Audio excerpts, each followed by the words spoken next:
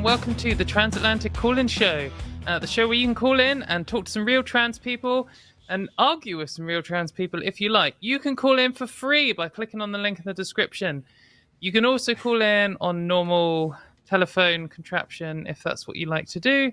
Though, you know, are people even capable of using those anymore? I feel like the time has passed of the telephone. It is extinct. Anyway, this week, if you'd like to call in, you could call and talk to me, Katy Montgomerie, and also OG Transatlantica.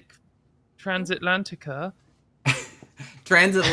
week 3 of the Katy and Aron duo. It's pretty powerful. So, we're just going to keep punching at it for as long as we have. Also, Dr. Ben is off being a real doctor or whatever, doing important things. So, we've got to fill the space with some not so impressively qualified hosts, but very well-informed hosts. Modern producer, I can hear myself echoing. That's probably me. Yeah. Headphones. So I just had just as a catch up for everyone, I just had a completely frantic time because I had a new boiler installed, which involved like disassembling my entire room that I do YouTube stuff from. And I was at work today, and then I had to cook dinner, and then I had 45 minutes to do my makeup, completely reassemble the YouTube room, do a sound check. It's been chaos. Literally sat down, and I was 15 seconds before we went live. Yeah. You were you popped in 5 minutes early to say I have to go finish getting ready, and then it was right at the last second. But we're here. We're good. We're here. Yeah, that is cutting it fine and perfect timing. But wow, the lines are already filling up, so perhaps we should stop rambling. Actually, before I've stopped rambling, do you want to... How's your week been? The most exciting thing that happened this week is our first clutch of snakes hatched, and they're so cute. Are they all little and wriggly? It's unbearable how cute they are. There's 4 of them, and they all look pretty healthy right now. They're all banana too, so they're all very yellow and purple and orangey, because when they're fresh out of the eggs, bananas are insanely beautiful colors before they fade to that actual banana colored yellow. So it's really exciting. I can't wait to see how they grow up, and once they get their first shed, I'm sure we'll be doing lots of pictures and stuff. They're so cute though. It's it makes me explode inside every time I look at them. They're adorable. Oh, that's really cool. That's exciting. Yeah. First of many, I'm sure. Yes. But let's start doing the show because there's loads of callers already, and we've got a poll to talk about. And I know this week's poll has already got some controversy behind it, and I've got a thing to rant about. So let's do it. But let's first look at last week's poll. Yeah. So last week's poll was with the recent U.S. Supreme Court decision allowing businesses to discriminate against LGBTQ people. Will you be boycotting any businesses that choose to exercise that right? 86% saying yes and 14% saying no. I didn't look at the comments for who's saying no and if they gave any reasoning.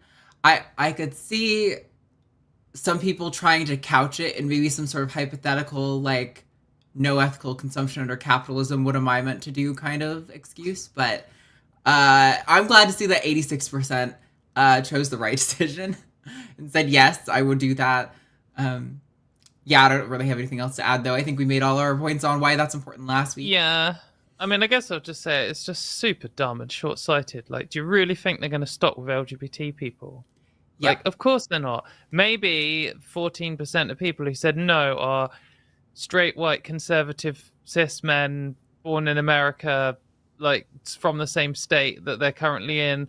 But even then, they'll still find a thing to do. You'll be left-handed or, be ugly or, not blonde or something. And it's a sort of self-destructive ideology. And at the moment, they're picking at the edges of society. But they don't stop. We always see that. They just keep going and getting more and more elitist. It's just dumb as shit. You're not even preserving your own position to carry on shopping at some wank shop but which won't serve gay people. Yeah, there's actually a caller on the line too who might want to talk about that, so that could be interesting. We could build on this conversation a little. But this week's poll reads, who should decide the appropriate care for trans people? doctors, or government? So, So, um, I'm just gonna drop Jimmy in it a bit. He came up with a poll, and that was because me and Arden weren't quick enough to come up with one. And he was right to just do one. I admittedly signed off on this one because based okay, on what I didn't know. asked him. Well, okay, so what happened was I was like, based on that whole Tennessee court decision where they decided that the gender affirming care ban was fine and they now it's being enforced. I was like, I want it to be relevant to that, but my brain was just not coming up with anything. So he came up with this, which, to be fair, I think if it were worded a little bit more accurately, I knew exactly what you mean when he sent this to me. I didn't have to think about the ways it could be interpreted. I knew what he meant, but people have since voiced, and I think this is what Katie's going to rant about, that maybe this distinction wasn't exactly the right one. Because obviously there are issues. There are doctors who discriminate and things like that. What this poll probably should have read a little bit more accurately as is, should the experts and, the patients maybe in tandem versus the government. That said, I still feel personally like I am receiving care and I should have a voice at the table about how that care goes about. But I am not an expert. I am not a doctor or a person who gives medicine. I don't know all the contingencies of things going on. And I do think that medicine should always be informed by the doctors who have the experience, right? Like, just because I am a trans person receiving care doesn't necessarily mean I know the best for trans people in their healthcare. But that said, I know you've got a rant locked and loaded, ready to go, so.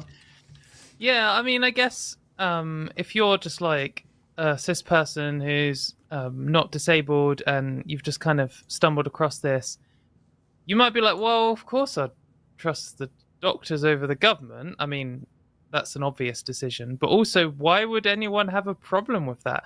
Why would there be people angry in the comments calling this a false dichotomy? Why would people be saying, and it kind of, under that kind of framing, you'd be like, oh, well, there are some trans people who are also just science deniers, but just in the other way. The Republicans want the government to stop the doctors, and the trans people want to have no doctors involved at all, and they're all as stupid as each other, and we should give ultimate authority to the doctors.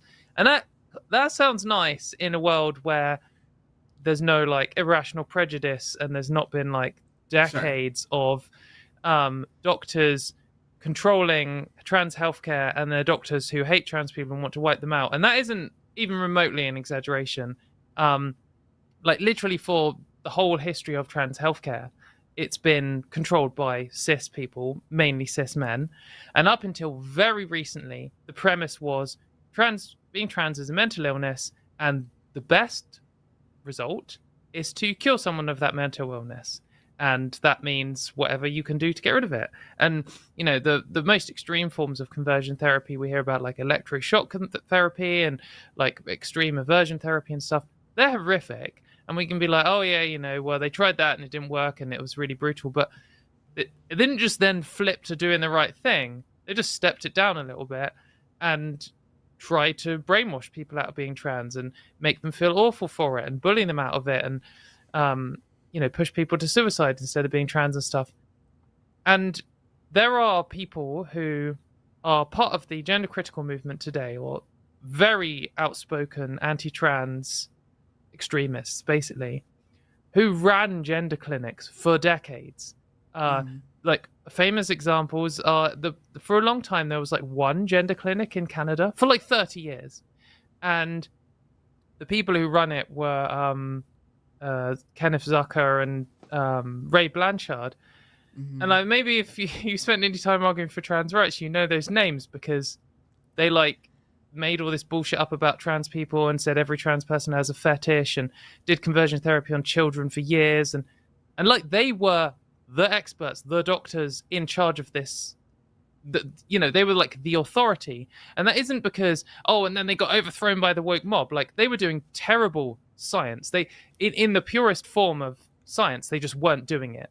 But they had the authority to make the decisions and the ideology to want to get rid of trans people. And so they just got away with it. And it's like they are still campaigning against trans rights today, but they're not practicing.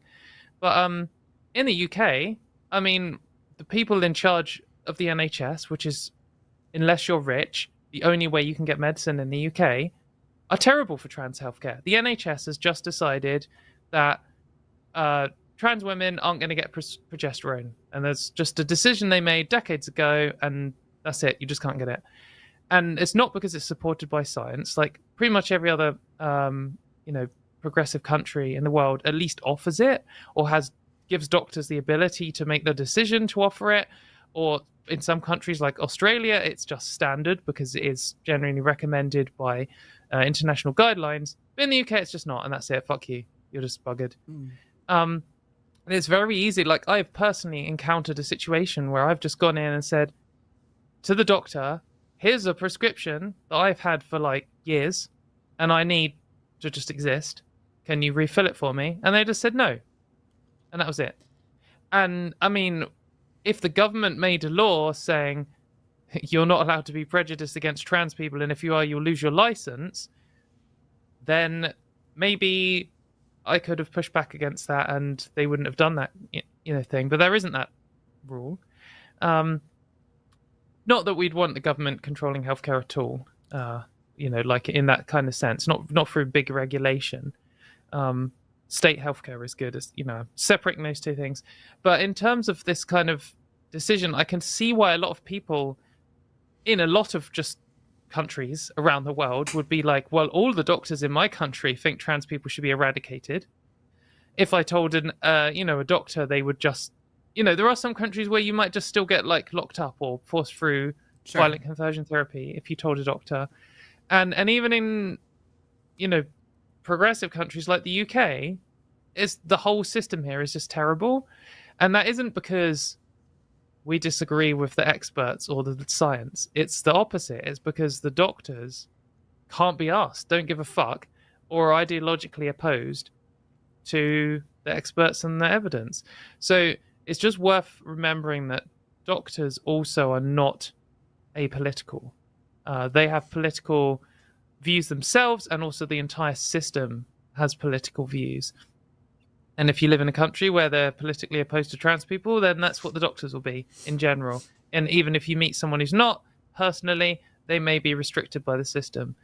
So I think, I did suggest it would be better to say government versus experts and patients and cutting edge international guidelines or something. Rather than... I almost wonder if the question should have been different. Like, what should inform the guidelines for trans healthcare or something? And it could be like evidence versus like politicians' feelings or something. Should the government be able to overrule the experts on healthcare as another option? I will say, I'm not sure if this solves the fundamental problem of the polls, which is the polls are meant to drive up engagement to get you guys clicking through to see the show, right? We've always done. Even do it, like and subscribe right now, you little shit. No, we've always been doing polls that were a little bit controversial, false dichotomies, to get you guys to click through and start having a conversation. I can appreciate when a little bit more conversation needs to be had around the framing, for sure. However, we are producing and managing so many shows, and this question still seems to have served the fundamental purpose, which is driving up engagement and conversation to get you guys to come here. So, haters gonna hate. Well, we're not trying to arbitrarily drive up the engagement, because the best way to drive up engagement would be if we flipped to being anti-trans. Trans campaign. Sure. That would be the way. So we want to drive up engagement in a way that will get people discussing the issues. And I think this kind of does it, although it could be annoying, because the answer here is doctors. If you were given that dichotomy, the answer is doctors. Right. But then you might click and see people upset by that, which is unfortunate. And I'm one of those people. And you'd be like, well, why the hell wouldn't you trust the doctors? And you're like, oh, well, now I have learned that doctors are also influenced by politics. And in some countries, it's fucking shit. And also in history, it's fucking shit. So hopefully some people have learned from that. And hopefully the people who are upset by it accept my apology. I don't think anyone was like, I mean, I haven't gone through all the comments. There could be people that are sincerely super frustrated by this. I think. Well, I am. Well, okay, but I mean, like I feel like the way you present the position is one that I am wholeheartedly on board with. I don't know. Point It's is, fine. I'm we not could that have done annoyed. better, and we'll definitely always try to do better. But not every poll is gonna be a banger. I know you're so used to how amazingly awesome our polls are, and how the quality is never, frustrating with the false dichotomy. But not everyone's gonna be perfect. We'll try to do better, and we appreciate the feedback. So, anyway, we have lots of calls on the line, maybe some spicy calls. I think we're going to have some good conversations today, hopefully. Okay. So what are you thinking? I think 5-4 sounds good. Yeah, right. Let's do that one. All right. So we're going to talk to let's... Madison in California. Pronouns are she, her. Madison, you are live on the line. What's going on? Hello. Can you hear me okay? Yep. We can indeed. What do you want to say Okay. about the Supreme Court ruling? Yeah, so my initial reaction to it when I heard the news was that it's I guess, I wasn't exactly jumping for joy when I heard it because I'm a trans woman and this could have an effect on me as well. But at the same time, I wouldn't want to be compelled to provide a service to somebody who undertook decisions that I disagreed with, right? Like, so the first sort of example that I thought in my head was, as a web designer as well, if some sort of transphobic organization or something crazy like a neo-Nazi or white supremacy organization or something like that wanted me to build a website for them, I would want to be able to refuse that, right? So, like, it seems similar to me in the sense that this web designer in Colorado... Do you accept that being a Nazi and being LGBT are different in a fundamental fact that being LGBT isn't a political ideology that you choose through hatred, and being a Nazi or a transphobe is? So it's a quite easy distinction to make, isn't it?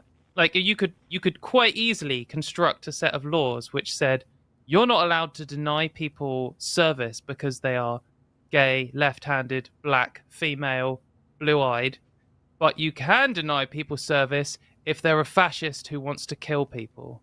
Like, I feel like that's quite an easy line in the sand to draw. And sure, there's a grey area because, there are some ideologies which are kind of harmful or kind of bullshit. Like, maybe someone was like, I just want a cake saying I love capitalism. And you're like, nah.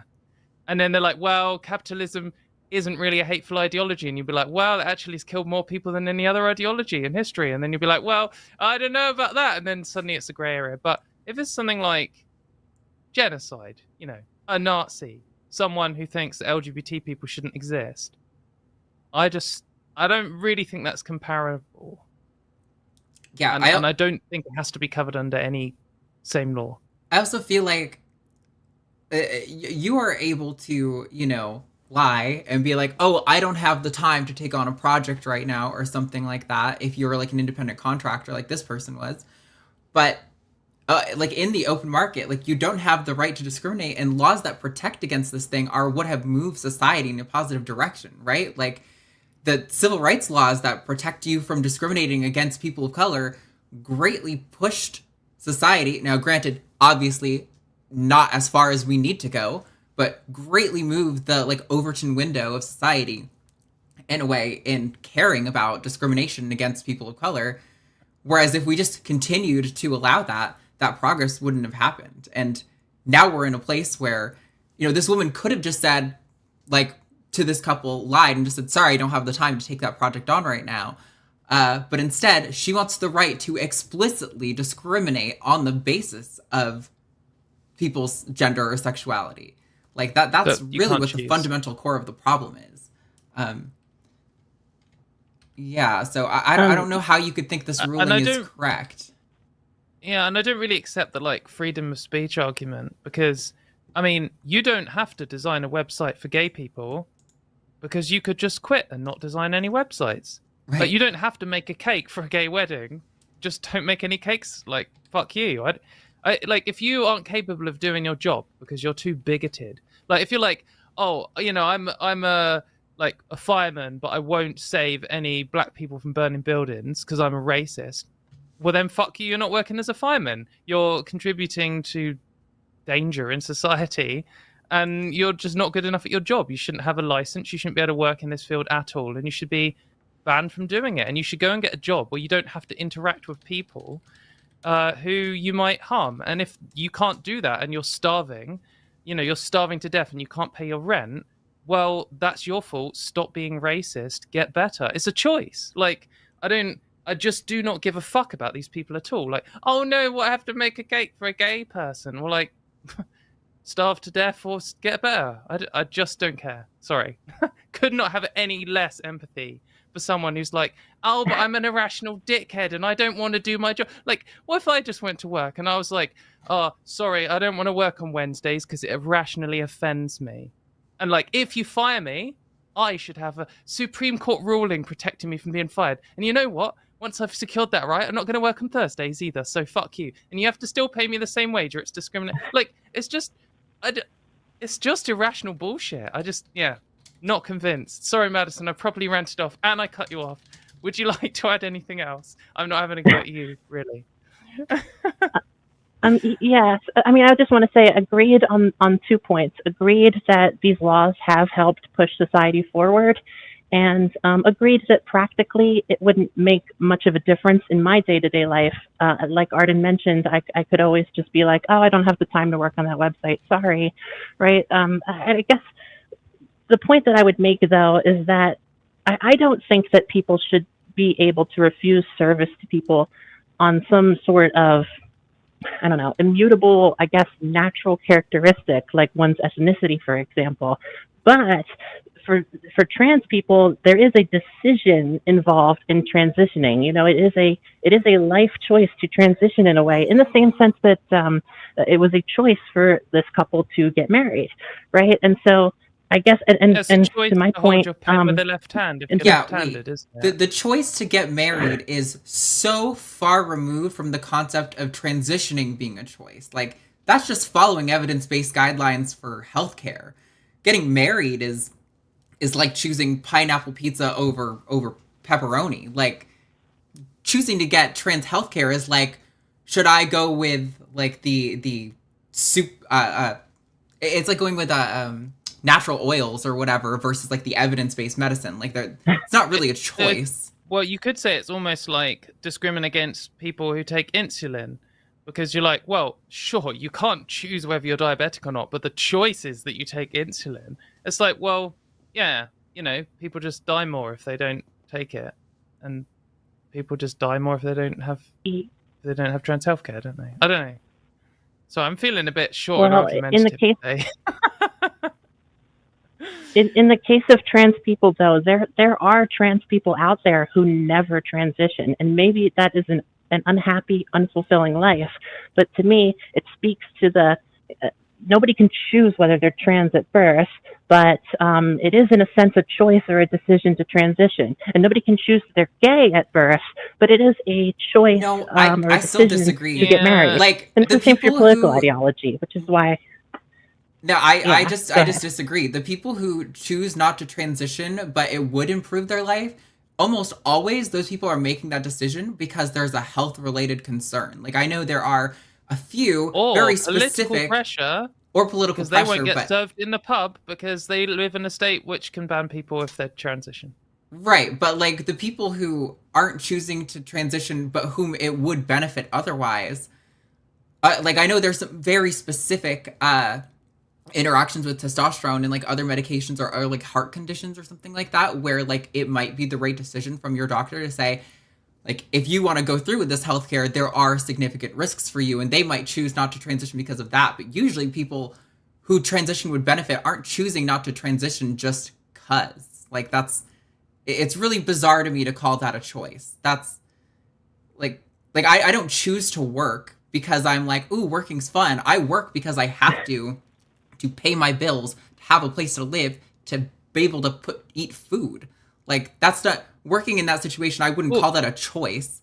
It's survival. Also, there is again a difference here. If you choose to be a Nazi, then you're making the world worse. You're threatening people's lives. You're a worthless piece of fuck. And if you choose to transition, it doesn't affect anyone.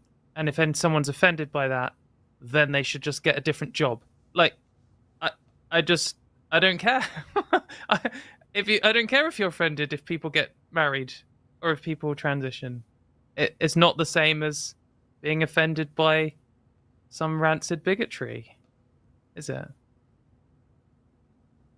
Yeah, I mean, I guess I would say, though, that there are people on the other side of the aisle who would say the exact same thing about trans people. You know, so like we would say But they're wrong. it's okay But to they're refuse factually service wrong, to a aren't they? neo-Nazi. Like, Well, I don't care yeah, what but say they if would they're say we're wrong. I wrong, care about right? what So the I don't want it truth to come is. down to some sort of arbitrary It's not authority figure arbitrary. making some decisions. It's not arbitrary, though, is it? I mean, Nazis are bad. That's not an arbitrary decision. Yeah. Some people would disagree with that, though, all right? And some I people know. who could potentially obtain Objectively positions of wrong. power would disagree with that. Yeah, but I mean, what are you defending them, or are you just like, I don't know, what? Why would? I mean, some people think that killing children is good. I mean, or punching kittens or something. But I mean, they're wrong, aren't they? Because it's immoral and it harms people, Sure. and it's negative effect on society, and it's irrational, and there's no reason to do it. I mean, explaining why even just transphobia is wrong is fairly trivial because there's no rational reason to do it, and it harms people and prevents them living a safe and happy and normal life. So if you refuse to serve someone because they're trans, then you're making the whole world worse. You know, you're making that trans person's life worse, and it doesn't actually affect you. Whereas if you choose not to serve someone transphobic because you're a trans person, I mean, they're the aggressor in this situation. They're the one who's trying to get you to make a website that says kill all trans people or something.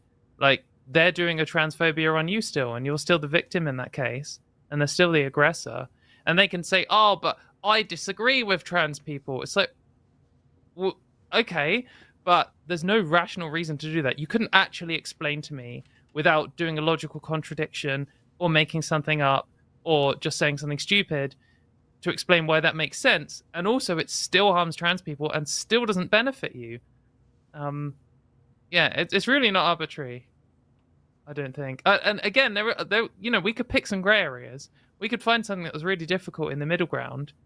But, I mean, like transphobia, homophobia, racism versus being trans, being gay, and being not white are such easy distinctions. Like, they're totally different classes of thing. And so is even the actions behind them. Like, being transitioning, marrying someone of the same sex, or even you could say being part of a culture which isn't like traditionally American culture. You know, you often see schools and stuff in racist parts of America forcing, you know, black kids or someone to shave their heads because they have a traditional hairstyle that the school doesn't agree with or something.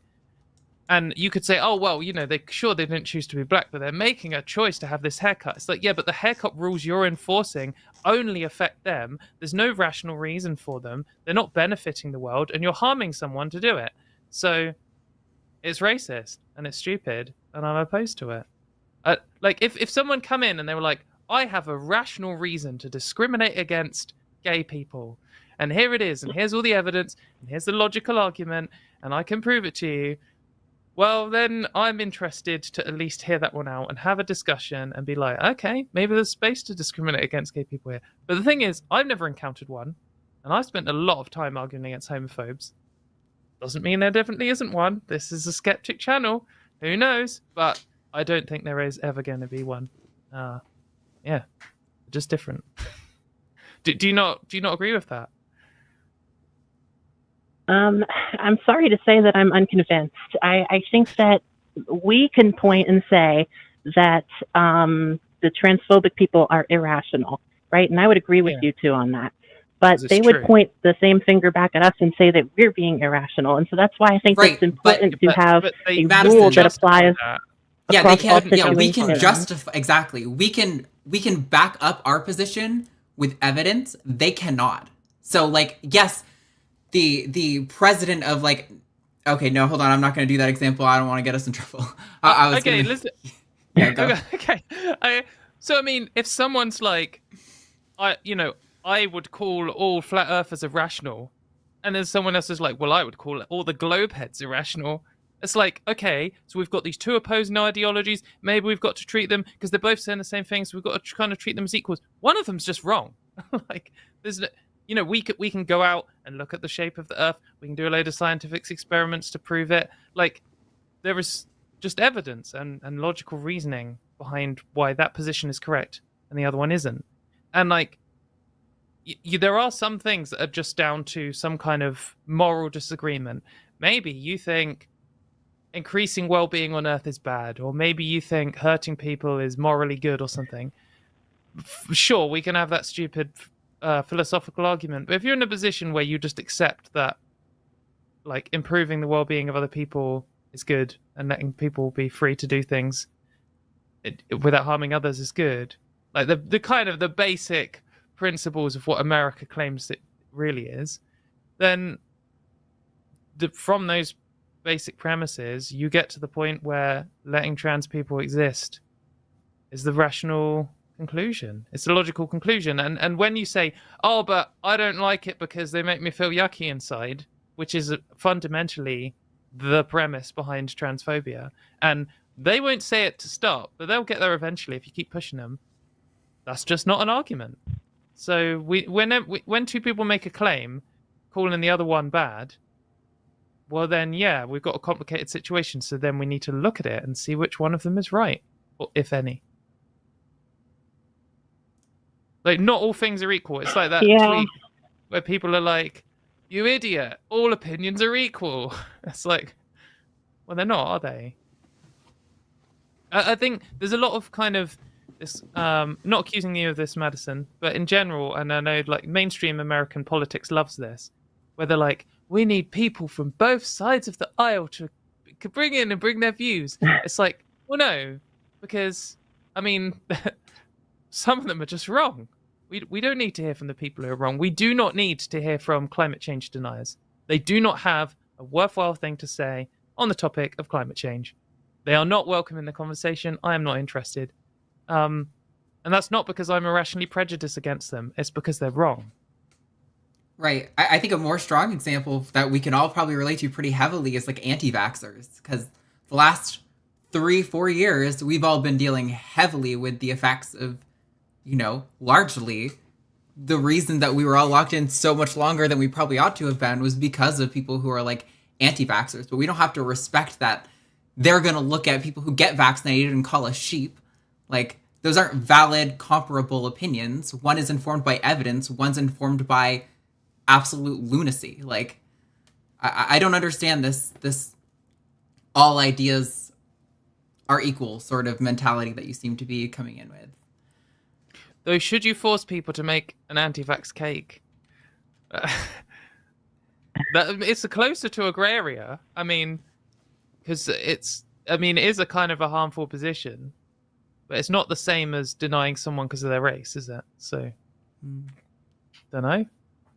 Yeah, I mean, I guess we'll have to do another call. The world, like the world in which, that website designer is compelled to make a website for that same-sex couple, or someone, I don't know, undergoing a gender transition, is the same world in which I can be compelled to make a website for a transphobic organization, or, and it all comes down to decisions that people undertake. They decided to have that political ideology, and I would like to be able to discriminate against them based on their political ideology. Yeah, but discriminating on political ideology is different to discriminating based on someone being who they are, isn't it? Like, there's a difference between being a racist and being of a certain race. Like, they are different. They're not the same category of right. There's a reason one's protected as a protected class and the other isn't.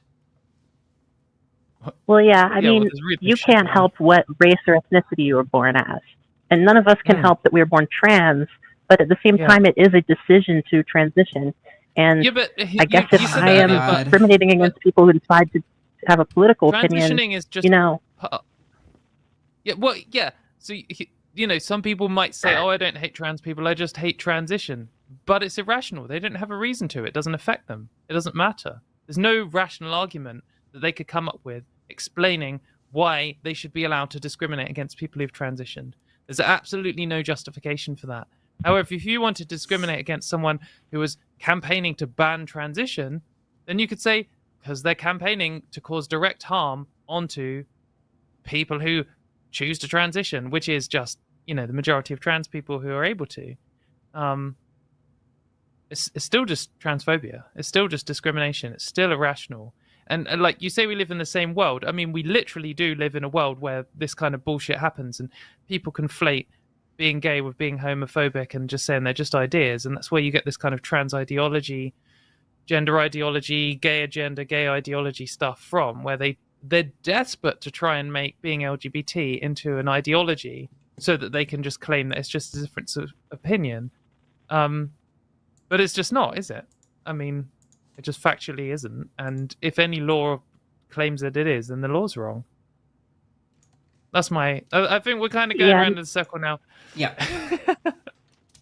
Although, I definitely invite you to call back, Madison, because I feel like this call is unsatisfying. Like, there wasn't some sort of, like, understanding or conclusion to it. But we definitely can't keep hashing this out all day. We've got other callers we need to get to, so I definitely invite you to call back in the future, but thank you for your call, Madison. We appreciate your time. Okay, thank you for taking my time, or my call. No problem. That's right. Taking the Thanks, time. bye. The time is ours. It's a good Dream Theater song. Some announcements. Oh yeah, we should. Shall I do them or should you do them? I'll do it. I've got it up. So, while this is the objectively the best, this isn't an opinion thing. Like we were just discussing, Transatlantic is the best show on the line. There are some other shows if you want to check them out. I wouldn't recommend it, but they're here. We've got this coming Sunday at 2 p.m. will be the Sunday show with Matt and Jimmy, where they primarily do religious-based calls and theists get priority. On Monday, it's going to be Forrest Valkai and Roxanne Felix. I don't know, hopefully I'm saying that name right. I have no idea who that is. On Skeptalk, and that's 6 p.m. I'm sure they're amazing, though. Yes, I'm sure they're amazing. This Tuesday will be another episode of Dying Out Loud with Dave Warnock, of course, at 6 p.m. Wednesday will be The Hang Up with Matt Dillahunty and Jim Barrows. And then next Thursday at 2 p.m. Central Time, as always, will be myself and Cara Griffin from RFR. We missed our chance to do that before the fundraiser, so they're going to come on this coming week. So that way we can get the catch up, because they're great and I want to share their perspective with y'all. So also, you guys should subscribe to our Patreon, because we're trying to get up to 1,000 patrons before next year, because we would like to do the LineCon in 2024, hopefully around the time of the big solar eclipse, which the best viewing place is right here in Austin, Texas.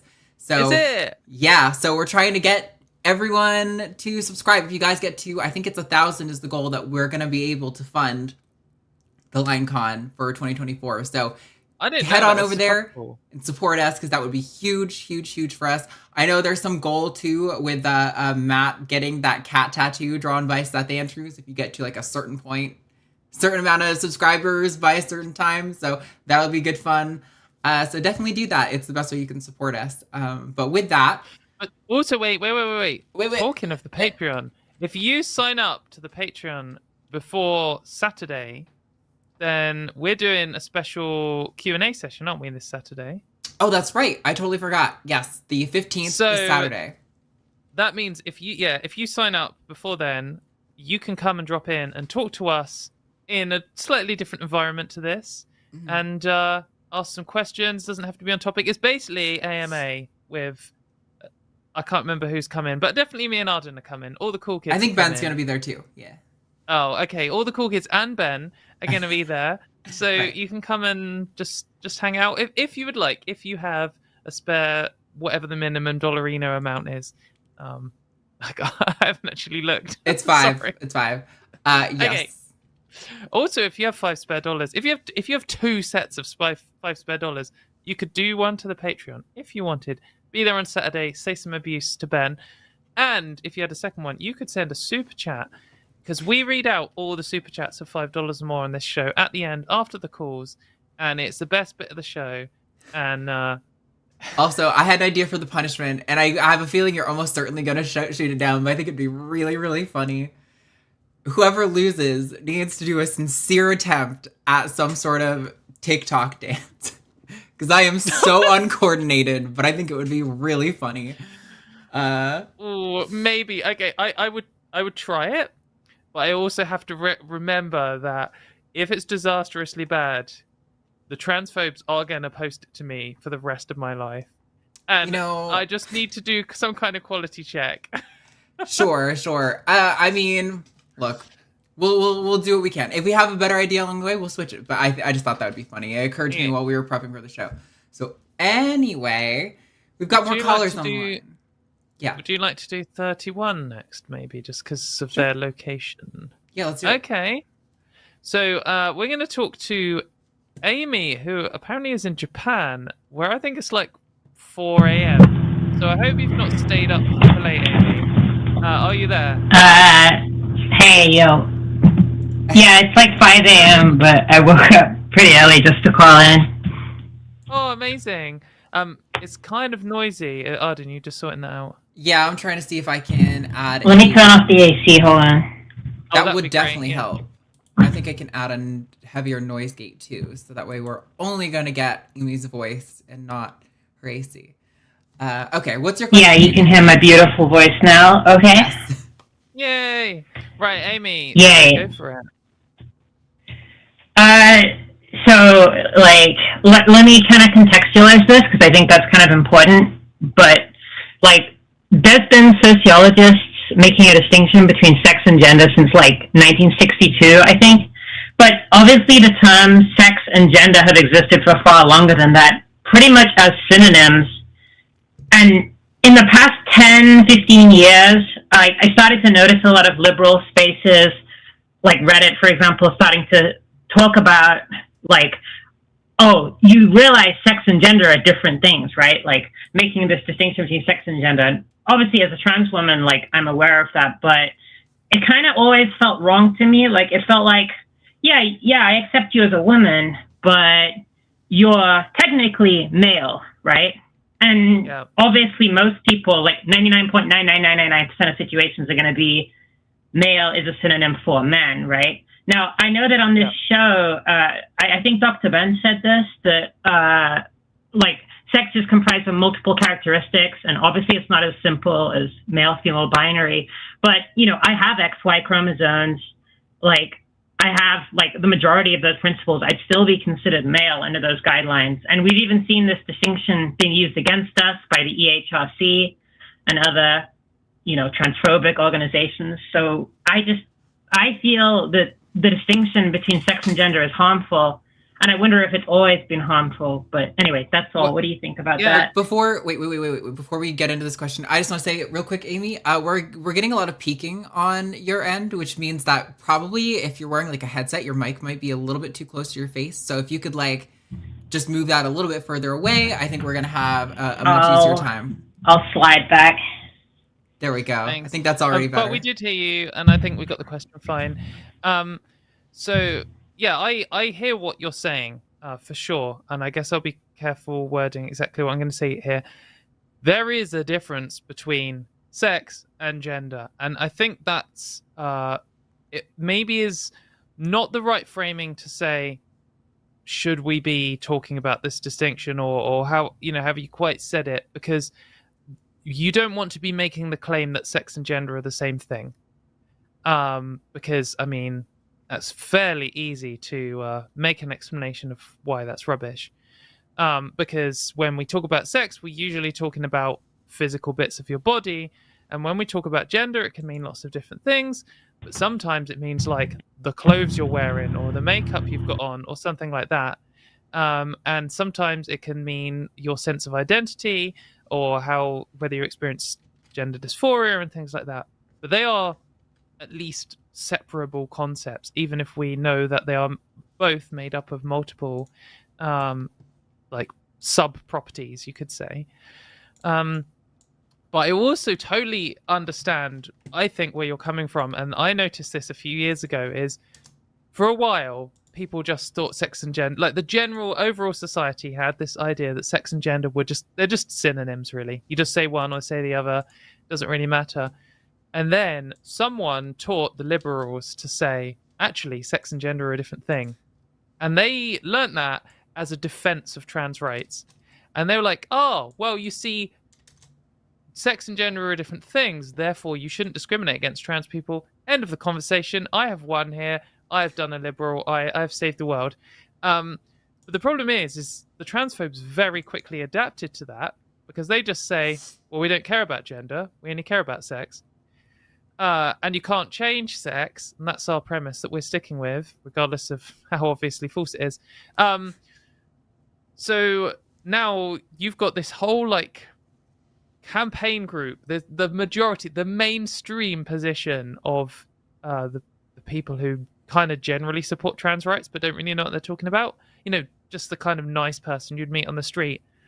They'll meet a transphobe and they'll be like, oh, I know what I say in this situation. This person is shouting at Katy and Aron and they're saying, you two are men. So I'm going to respond, but sex and gender are different. Summed up that little thing and they're like, yeah, they're both male. And then you're like, oh shit. Yeah. I don't have a response to this because I haven't been taught this little phrase. And then as a trans person, I find it so frustrating seeing these kind of good, you know, in good spirit, you know, wanting to defend trans people, but not knowing what the landscape of the arguments are and not really knowing what they're arguing, just kind of genuinely being empathetic, nice people. They dive in and they just kind of, they not only say something that doesn't really work as an argument, they actually set up the transphobes to be in an even stronger position. Because then they say, oh, well, you've already acknowledged that sex and gender are different. And sure, I'll acknowledge that Katy and Aron have a woman gender, whatever the hell that is. But I think they're both male sexed, and that's the only thing I care about. # sex matters. And then, as a trans person, not only do you have to kind of like come in and pick up the pieces and explain why what they're doing is, you know, bullshit. You also then have this kind of confused liberal who you're trying to be nice to, but you're kind of like, shut up because you're not helping. And it's, and then I can totally understand this frustration where you'd be like, oh, just people need to stop making this distinction because it's so annoying whenever they do this crap argument. But yeah, I think that's the kind of wrong way to view it. I think what is better to do is teach people, like we as trans people, unfortunately, need to teach cis people how to argue for trans rights. And sure, there are loads of cis people who've just gone out and done their own reading. There are loads who have just sat down and thought it. But the majority of people don't. The majority of people are generally supportive of trans people, don't really know, don't really care, and just want transphobes to shut up. So what we really need to do, and this is a real challenge, is kind of teach them a similar short argument, like sex and gender are different things, but that actually works as an argument and actually kind of progresses it. I mean, I guess the things I usually point out are, you know, you could say, like, if someone says, you know, maybe a transphobe comes in and says, oh, sex matters, it's the only thing I care about, you know, you're male. The response is, well, you're calling to ban trans women from women's spaces and remove their protection from misogynistic sexism, but it doesn't actually matter what chromosomes they have because that doesn't stop them from being the victims of misogyny. So, like, maybe the snappiest version of that is something like trans women still deserve protection from misogynistic sexism. Maybe not as snappy as sex not gender or just sex and gender are different, but it's a more true argument and it kind of disregards their little rhetorical game, which is to claim, to make the true claim the majority of trans women have XY chromosomes, and then to say, therefore, they should be denied women's rights, and just ignore that bit where they've made the claim that your entire sex and gender experience is actually just condensed down into just your chromosomes, which is just, you know, false, demonstrably false. So yeah, I hear you. I don't know. I don't know how well I've explained that. Have you felt a similar thing? Because I've definitely been frustrated at that little saying. Me, yeah, yeah. Yeah. I've definitely felt the similar frustration. I mean, it's like uh, it's basically an excuse for them to call you a male, which is their shortcut for calling you a man, right? And I get why that's frustrating, but I also struggle because I just think that factually there is a difference between sex and gender, and I don't want to stop stating the facts because they're inconvenient or something like that. You know what I mean? So I think I would But take also, more of.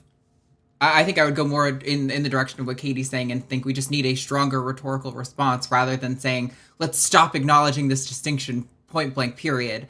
I think it's better yeah, to just have a different strategy than trying to deny the facts of reality.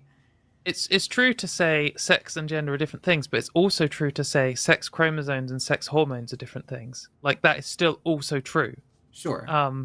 And your hormones and chromosomes you can have male hormone pattern and a male chromosome pattern, or you could have male and female at the same time, or female of both.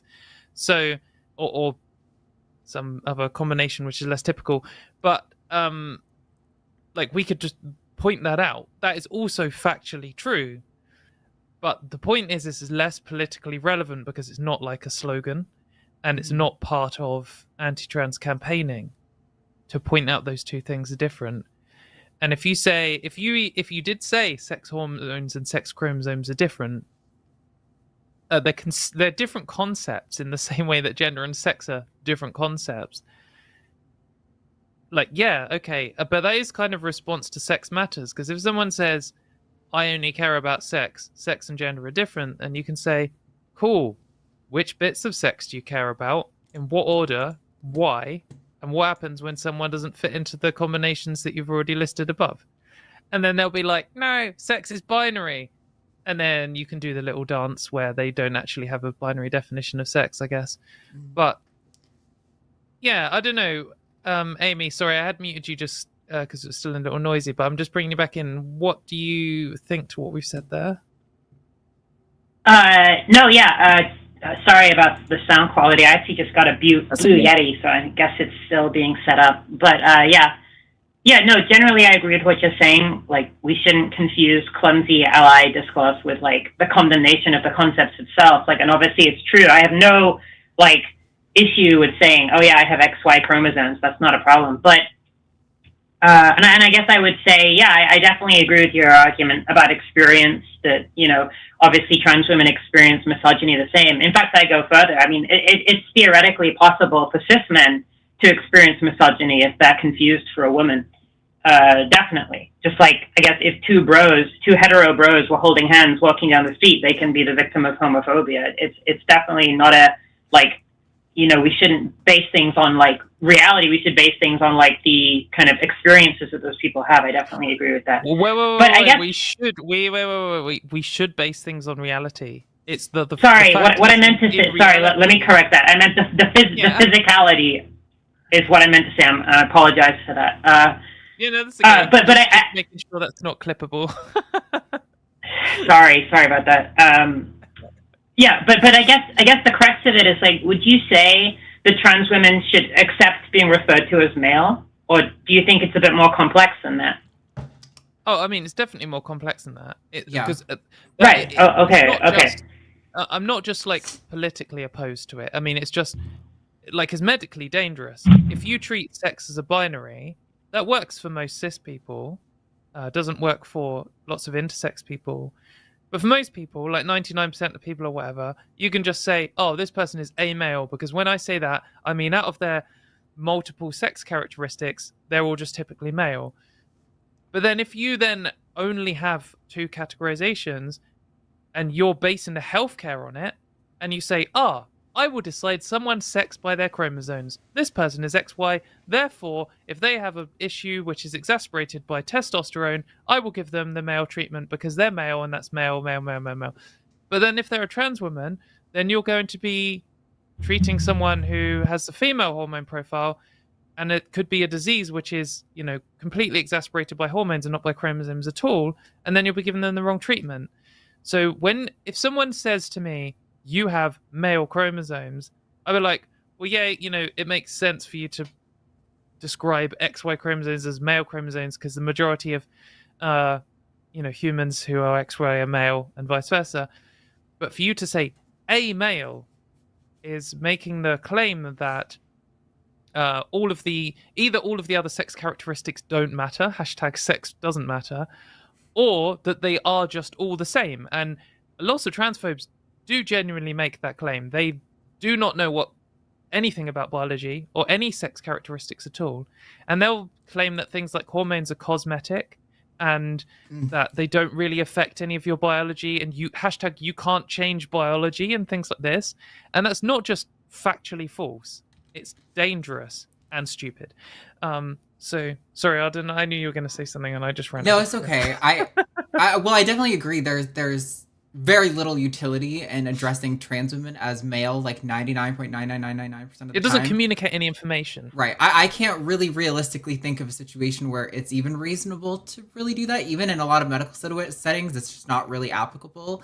I will say, however, I am not comfortable for myself going to say that I think I am female in the same way. I feel like it's really hard to express how I feel on this because I feel like this is controversial and the trans community is like, a lot of them have very largely settled on that's perfectly cool and that's fine for you if that's how you feel or whatever. I feel like it's not useful for me in any setting, socially or medically, to consider myself male.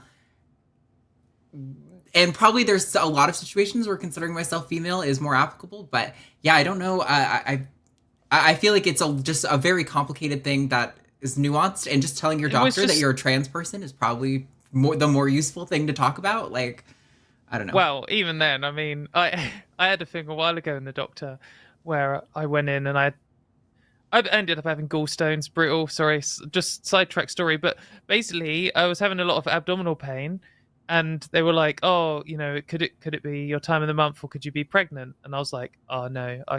First they were like, "Could you be pregnant?" I was like, "No." And then they were like, "Could it just be your period?" And I was like, I don't need to ask all these questions, like answer them all separately. So I was just like, I'm a trans woman, so I don't have ovaries. And he was like, so no uterus? And I was like, no uterus. And he was like, right, okay. I'm just really confused by it. So, I mean, it didn't communicate all the information, I hope, because people just don't know what the fuck they're talking about.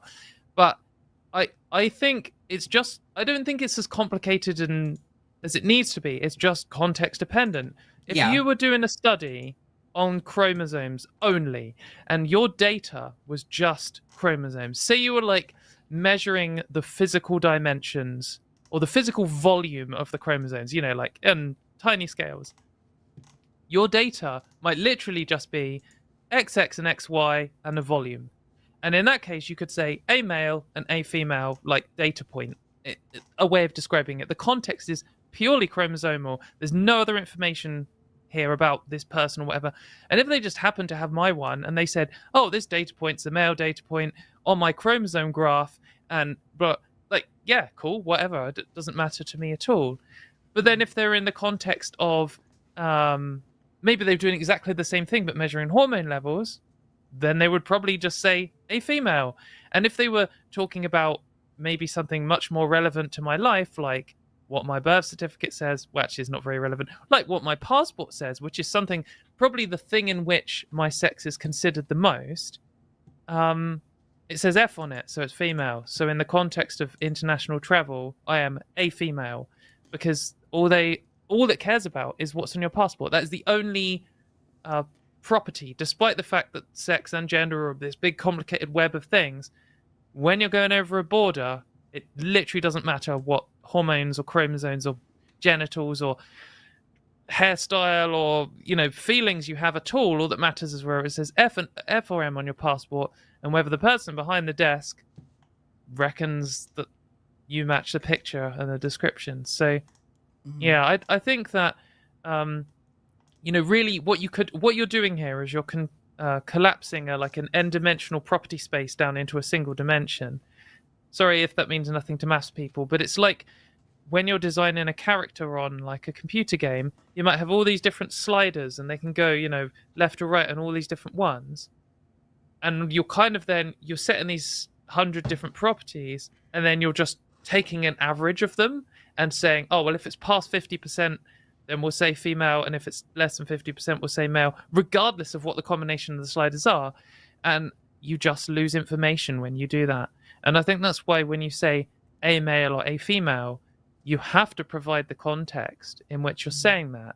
And when transphobes say it, they mean all of the contexts. They mean there is only one context, and that is your legal documents, what spaces you can use, how people are going to refer to you, who's attracted to you, what your hormones are, what your genitals are, what your chromosomes are, what role you play in a relationship, everything. They mean there is only one context, and that is just flatly, demonstrably false, like observably false in a trivial manner.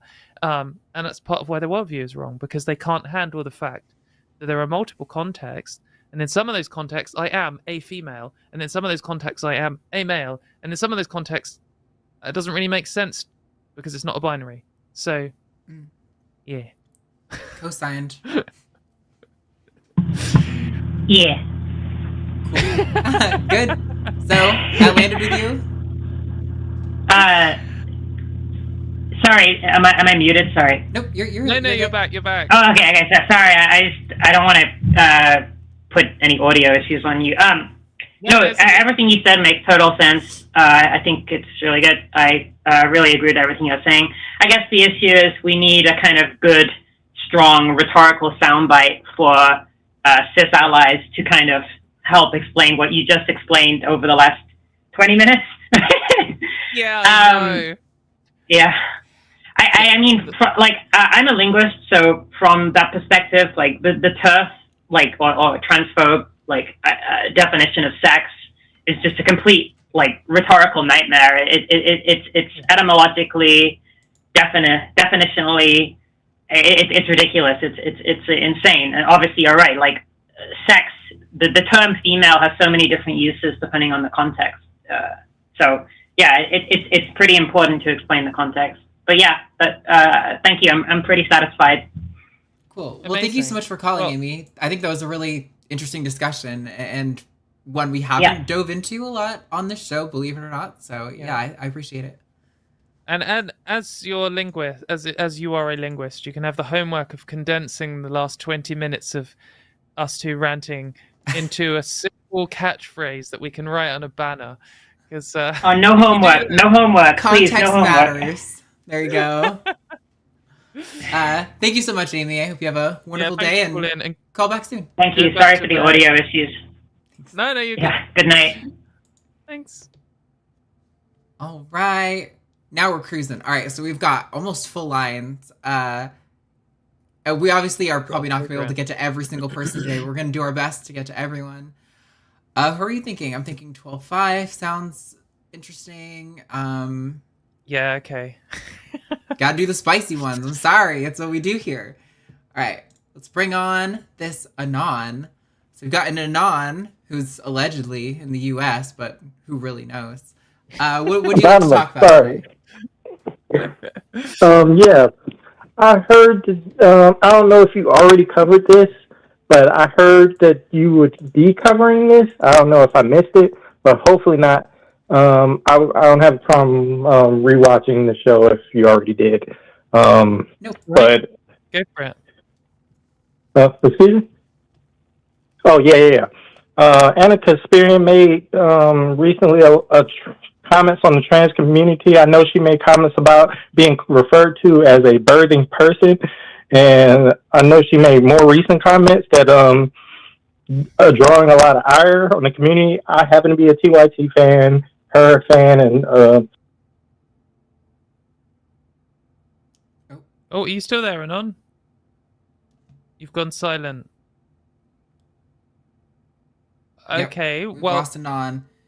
I think we can probably rant on this a little bit while we wait and see if Anon can reconnect. Maybe Anon Hello? can reconnect. Oh, there we go. Oh, Anon, you're back. Hello, did you hear the question? Yeah, I think we got... Yeah, you were saying that you're a fan of TYT and... Wait, no, actually, what is your exact question? Because I just wanted to hear how you asked it. Oh, I wanted to get your opinion on Anna Kasparian and her trans comments. Yeah. Yeah. Okay. Okay. So, Arden, I'm properly in rant mode today. Do you want to go first? Yeah, I'll go first, and then It's an American thing, really. I'll let you follow up. No, so I haven't been on Twitter that much to see like the full all of the things she said. I know she complained about the birthing person thing and said I'm a woman, no apologies, and then she made comments about how the trans movement is like uniquely aggressive or something along those lines in her eyes. I would say that her comments on the birthing person thing are stock and standard anti-trans grift podcast circuit comments. Every person who's gone on the podcast circuit of all the anti-trans podcasts talking about their anti-trans views pretty much starts along this line. I shouldn't be afraid of saying I'm a woman. Literally nobody, not a single person, is telling Anna Kasparian that she can't refer to herself as a woman, or that her doctor can't refer to her as a woman. When people are talking about inclusive language in medicine, we are talking about getting out that message to all the people who it applies to. Trans men exist who need that kind of care. Non-binary people who need that kind of care exist. And it's fine to say this care is for all people who are interested in becoming pregnant or have become pregnant in the past or something along those lines. It does not invalidate women. It doesn't say that you can't say women. It doesn't say that doctors can't say woman or any of that. All it is trying to get the message to the broadest group possible. And I'm willing to bet Anna Kasparian has never, ever in her life, by an actual medical professional, been personally referred to as a birthing person. I'd be happy to be proven wrong on that, but I highly, highly doubt that's ever happened. And then further on the matter of the trans movement is uniquely aggressive and no civil rights movement has ever used aggression. That's just so trivially stupid and so easily disproven. I find it offensive that I actually have to even bring this up. Like, the civil rights movement, the Gay Liberation Front. The Gay Liberation Front literally started as a protest when cops were trying to arrest people and they fought back. It was a riot. That's how the Gay Liberation Movement started. And I don't see Anna Kasparian saying, the gay movement is uniquely aggressive. Look at their form. Look at how they approach things. It's ridiculous. And she's literally falling down a very obvious rabbit hole, in my view. I don't feel like... I think this stuff is so silly and easily disproven that the only answer to why she's doing this is that she's grifting. And she knows there's something to be gained by going down this route. I've heard her give the exact counters to all the things she's saying before. But now she's saying the things that she's countered before. Which, again, the only excuse is that she's grifting. And she knows exactly what she's doing. And she's intentionally being flaky with the truth and with the evidence because it serves her politically or financially or whatever you want to call it in this situation. But I feel like there's not much to say on it. These things are all silly and so easily like hand waved away.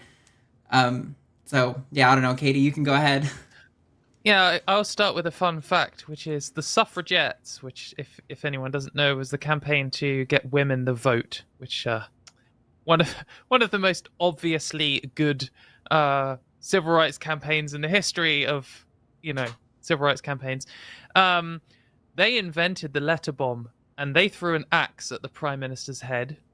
They ran in front of the King's horse and died. They did hunger strikes and attacked people. They were brutal. The suffragettes had absolutely no chill. And they got what they wanted, and what they wanted was good. And when we look back, we think, oh, the suffragettes were good because they were righteous women standing up for their own rights against sexist oppression, and they stuck at it for decades and they won. And we don't think, oh yeah, but there's two sides to it, you see, because they actually invented the mail bomb. So, and like, mail bombs are bad. Like, do not fucking send a mail bomb. Horrific. But also, they did some really violent stuff in their campaign, and overall, the campaign was both a success and morally correct, even though there was some horrible stuff. So my point is, we don't judge the suffragettes by the fact that they were really violent at times as a group. So yeah, that's on the violent thing. I actually think that the trans rights movement is probably one of maybe the least aggressive and violent civil rights movement so far. I mean, like, you know, the civil rights movement and the gay rights movement had riots, and they burnt police cars and smashed up shops, and, you know, people shot each other and stuff, and that's just not happened for trans rights yet. I mean, I hope it doesn't, but, you know, people get desperate, I guess. But anyway, yeah. But I guess on another thing, I guess I have two other small things to add. One is, if you're a fan of it is the Young Turks, isn't it? TYT. Yep. Yeah, I've never actually seen it. I think maybe it's a bit America focused. But a YouTube channel I do follow is a YouTube channel called The Tabernacle, who did a video about this recently, saying that he was a massive fan of TYT and had watched it for like decades and was inspired to become a YouTuber by it, and particularly was a fan of Anna and had a conversation with her and told her that, like, to her face, and basically was a super fan and has been really disappointed by this, and obviously wants to extend the benefit of the doubt, and etc., etc. And I think it's there's two videos on it, like a part A and a part B, and if that's your position, it might be good to just go and hear from someone who is a fan and who has regrettably come to accept that her position is garbage. And then the other point I'd make is, even if we just accept what she's saying is a genuine concern, like Arden says she's probably grifting, I don't know. I think you're probably in a better position to make that decision than me, Arden, because I don't really know who she is or follow her that much. But if we gave her the benefit of the doubt, and, like, you know, if maybe she was called a birthing person, maybe she had some angry trans person in her mentions being like, you're a birthing person, stop saying women. Like, if we just accept that, and also in good faith take her position as someone who defends LGBT rights and is progressive and, you know, is fighting for a better world and is a feminist, then she must know that calling someone a birthing person is not a majority trans rights position. It's not a thing we do. In fact, you might notice that trans women are women is like the main slogan that we have, that people say all the fucking time. And it has the word woman for 50% of the words in that sentence. It's kind of a word that we use a lot. And it's, you know, another core aspect of trans rights is like self-identity and describing yourself, who you are. And, you know, if someone said, like, what are you? I'd probably say metalhead first. But after a little while, one of the words I'd come to would be woman. I'd say I am a woman. Of course, I don't want to stop Anna or any other cis women from saying that. It's like something I want for myself to be able to do. I mean, yeah. I just think it's so. Even if she has encountered some knobheads pushing some garbage position, or she's even met a doctor who's just an idiot, she must know it's not a majority position. And for sure, we can critique our own movements. You know, like every now and then there's trans discourse because one of the bigger trans accounts gets frustrated with something trans people are doing, then we will have a big argument about it because they wrote a tweet about it or something. And I do try and avoid doing that, but sometimes it's impossible, and you just have to say something, and then, you know, you have a sort of little trans on trans skirmish. It just happens. But, like, let's just say, even though we accept that she knows that the majority position isn't that, and she's just seen a little small minority of people doing it. Maybe it happened and she got frustrated and she fired off this tweet and she was just like, oh, for goodness sake, I'm a woman, stop calling me a birthing person. And then everyone responded saying, we're not calling you a birthing person, you can be, you know, you can be a woman. That's how I responded. Then she could have just been like, yeah, you know what, I know this isn't a majority position, and importantly, I know that a version of this thing I've said, taken to its extreme, is being presented as one of the main anti-trans arguments, that trans people are erasing women and you're not allowed to even say breasts anymore, or they'll arrest you. I know that that's a thing, and I just encountered some wacky people, and maybe it is said too much or something. We could have had a little discussion. But then even on top of that, that discussion should have been, I mean, one day of discourse. You know, she could have had a back and forth with someone, and that could have been the end of it. But it's been dragged out for weeks, and like we're still talking about it now, so we're contributing to this thing I'm about to complain about. But who gives a fucking shit? Like, they're banning healthcare for children. They're taking children away from their families.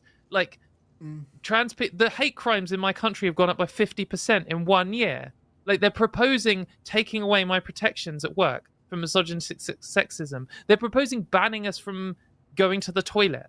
Like, for sure, if we lived in a world where none of that was true, and literally the only problem on earth was that some people were calling you a birthing person, let's have a fucking multi-week conversation about it, because we've got nothing better to do. But actually, she knows that, like, trans people are fucking terrified at the moment. There's, what, like 500 anti-trans bills in the US at the moment?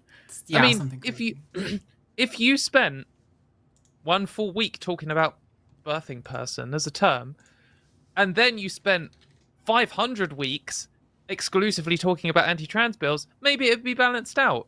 But it isn't. We're just talking about this one thing which kind of affects her, maybe arguably, if you go out of your way to accept like the most good faith interpretation. And we're wasting all this airtime and breath and energy and causing all these rifts in like the left over who gives a fucking shit? I mean, cool. You just be like, you know what? I don't like being called a birthing person, and then you get an angry pushback, and you'd be like, I ain't a swallow my pride. I don't give a fuck. Because what I actually care about is that America doesn't even have free healthcare yet. What I actually care about is there are 500 bills trying to ruin the lives of trans people in my country. Like, what I care about is potentially the next president of the USA has just explicitly made it one of his core things that he's going to, like, try and eliminate trans people. Like, that's kind of more important. And what's most frustrating about this is I've seen them making this, we need strategy. The left needs we can't go for all of these crazy trans rights demands because we won't win over the majority of the public. We need to be strategic. But you're not being strategic because you're causing a big argument over nothing, like it's just something that really literally doesn't matter in comparison to everything else going on. And you're alienating loads of your supporters and wasting time. This isn't strategic. Being strategic would be being like, you know what? Fuck it. It doesn't actually affect me really at all. And I'll just get on with my life and do something better. So, yeah, they're my positions. Anon, what do you think? Yeah, I agree. That makes a lot of sense. I agree with both of your positions. Yeah. I do think. Go on. Sorry, I just wanted to make the comment. I do think on the big issues, she's on your side. When it comes to trans rights, I think when it comes to the vote, she's on your side. I would agree that we probably vote for the same politicians, but I'm pretty sure the most recent development in this is that she's been denying the efficacy of trans healthcare for minors. So it's just factually incorrect that she's on our side. That would make her in support of these bills that are going on, or at least increasing, I don't want to say skepticism, because that's just the opposite of skepticism, conspiracy about trans healthcare for minors. So it's just factually untrue that she is on our side. We probably end up, like I said, voting for the same person at the ballot box, because really, I think as much as people like her want to talk about this all the fucking time, I think what really actually impacts our vote at the end of the day is things like healthcare, like the economy, things that actually affect the everyday American. But to say she's on our side is just factually untrue. I think it is difficult because we've seen people who say, I'm a liberal left-wing supporter and I care about LGBT rights, but, and I have reasonable concerns. We've seen that celebrity position crystallize over the last 10 years, like 1,000 times. We saw it with, like J.K. Rowling most famously, but a whole bunch of others. And I'm sure that some of them have been like, oh, but I have concerns. And then they've talked to some trans people and they've been like, oh, I had concerns. And then I found out the information and now I'm no longer concerned because I'm educated. But so many of them don't. And there is this kind of radicalization pipeline pathway thing. And we've seen it with quite a few people where they lost their fucking minds over trans people. And they've literally gone from probably voting left wing every single time in their life to being like a conservative activist because trans people. I'm not saying she's definitely going to do that. People are like, oh, when's her I Left the Left video coming? Maybe she'll do one. We just don't know.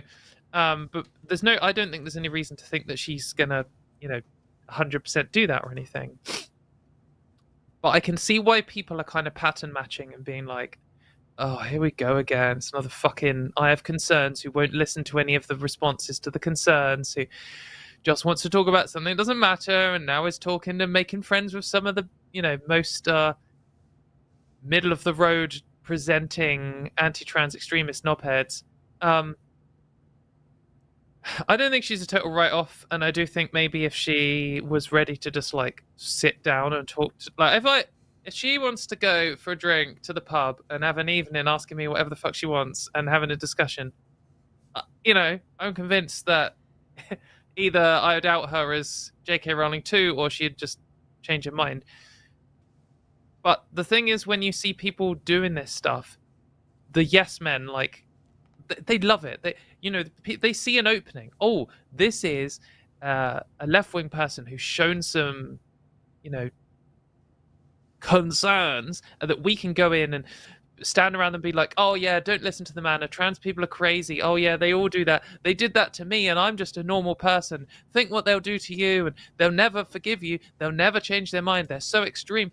And then she starts listening to it and believing it. And then, oh, did you know that the guy who came up with the word cis is actually a pedophile? Oh, I didn't know that. And then suddenly you're into conspiracy territory. So I don't know. I think from my experience, I have a feeling she's going to get worse before she gets better. I do think that we could say she's generally on our side in the terms of she's probably not going to vote for Donald Trump. But in terms of campaigning for trans rights, at the moment, she's spending most of her time hindering us. So there's more to supporting trans people than just voting for the person who's going to cause the least harm to us, I think.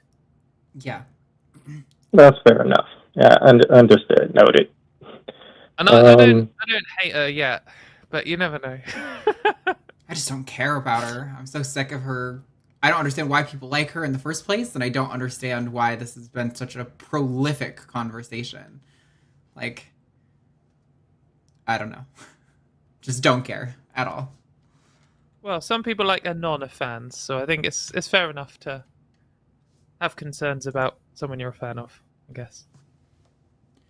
Yep. All right. Yeah. Just quickly, yeah, do you have time for another question? Oh. Depends what it is. If it's super short. So with the last call, y'all were discussing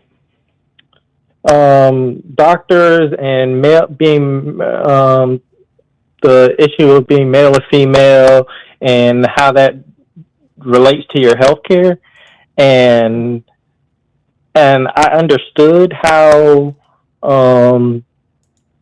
the issue it relates to what type of care you're getting was the feeling that I was getting, but I know when it comes down to it, like when I'm going to see a doctor, there's a box. They got to take that box and do whatever they're going to do once I've checked the box. They're not coming out and say, hey, for this issue, did you mean to check this box? For this issue, did you, like, wouldn't you feel more comfortable dealing with, like, a trans doctor? Sure. I mean, this is the, this is because the world is set up for cis people. Because 99% of people don't have this problem. Like, when you, assuming that when you tick the box, you just tick an M or maybe an F, who knows? But and that answers all their questions. That says, oh, this person, I know what chromosomes they have, I know what hormones they have, I know what genitals they have, and all these kind of things. They'll just assume it and they'll be right. And when we're given that choice, we have to make a decision.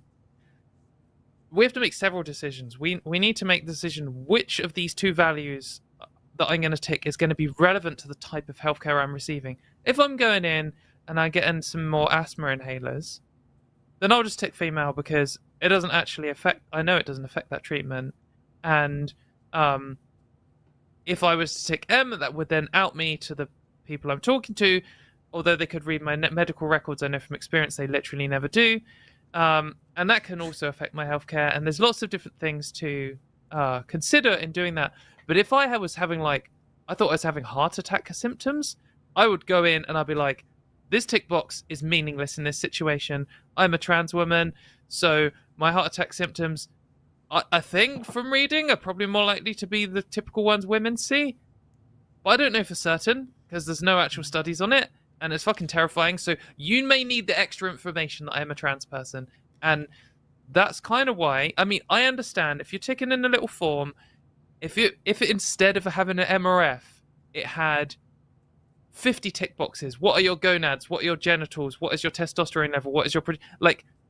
most people wouldn't know, and it's too many boxes to tick. But if rather than having just MRF, they had MF and then more information or other, and then a little box where you could write some stuff in, that would probably be the best for trans and intersex people, and it wouldn't affect you. So yeah. But this is a call. I don't know if Arden has anything to add, but if you want more information, call in again. Yeah, I do, but we got to move on because we got to take other callers. Okay. Thank you very much, Nan. Hopefully we'll talk to you another time. Have a wonderful day. Bye. Okay, it is almost 3:30. Do you want to take another call, or would you rather move on? I mean, I am in rant mode, so I could rant another one, but it depends if you want to hear me talk more. I'm good. I'm good to take another call. I feel like usually the time concerns more for you since you're so much later for you than it is for me here. I'm not getting up super early. Let's do it. Let's have one more call, and I won't rant for half an hour.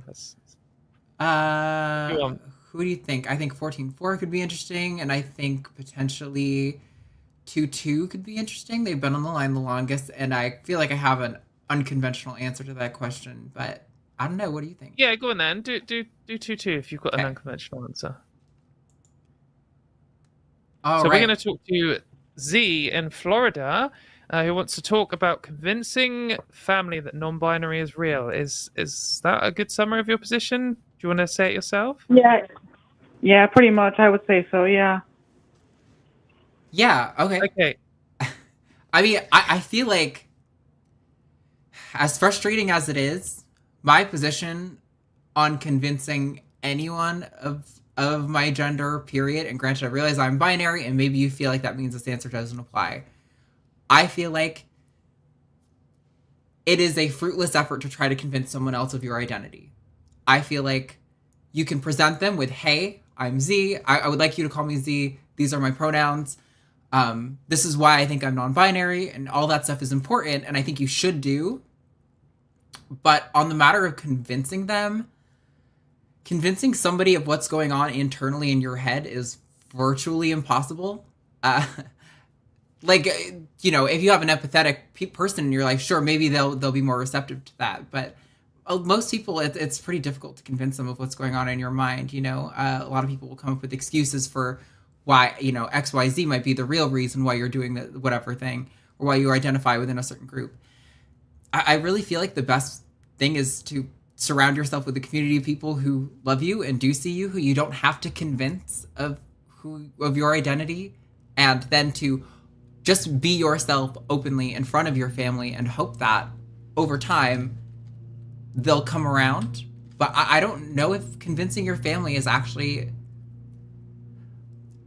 I don't think you can just sit here and relentlessly debate with your family your identity and actually find progress, is what I'm trying to get to. I think once you hit an impasse like this, generally speaking, at that point, time is what's going to be more effective at winning them over than arguments. But I guess what I would say, Z, is what is it that they're saying? What type of arguing is this? Like, are they saying, no, you're a dangerous paedophile, we'll never talk to you again? Or are they saying, like, okay, I support you, but I'm just not convinced. I only believe in true transsexuals or something? Like, what angle are they coming out this with? That it's not real, that it's basically all in my head, essentially. That it's not real. Do you think they would say that if you were like a binary trans person as well? Or is it specifically because you're non-binary that you think they have this issue?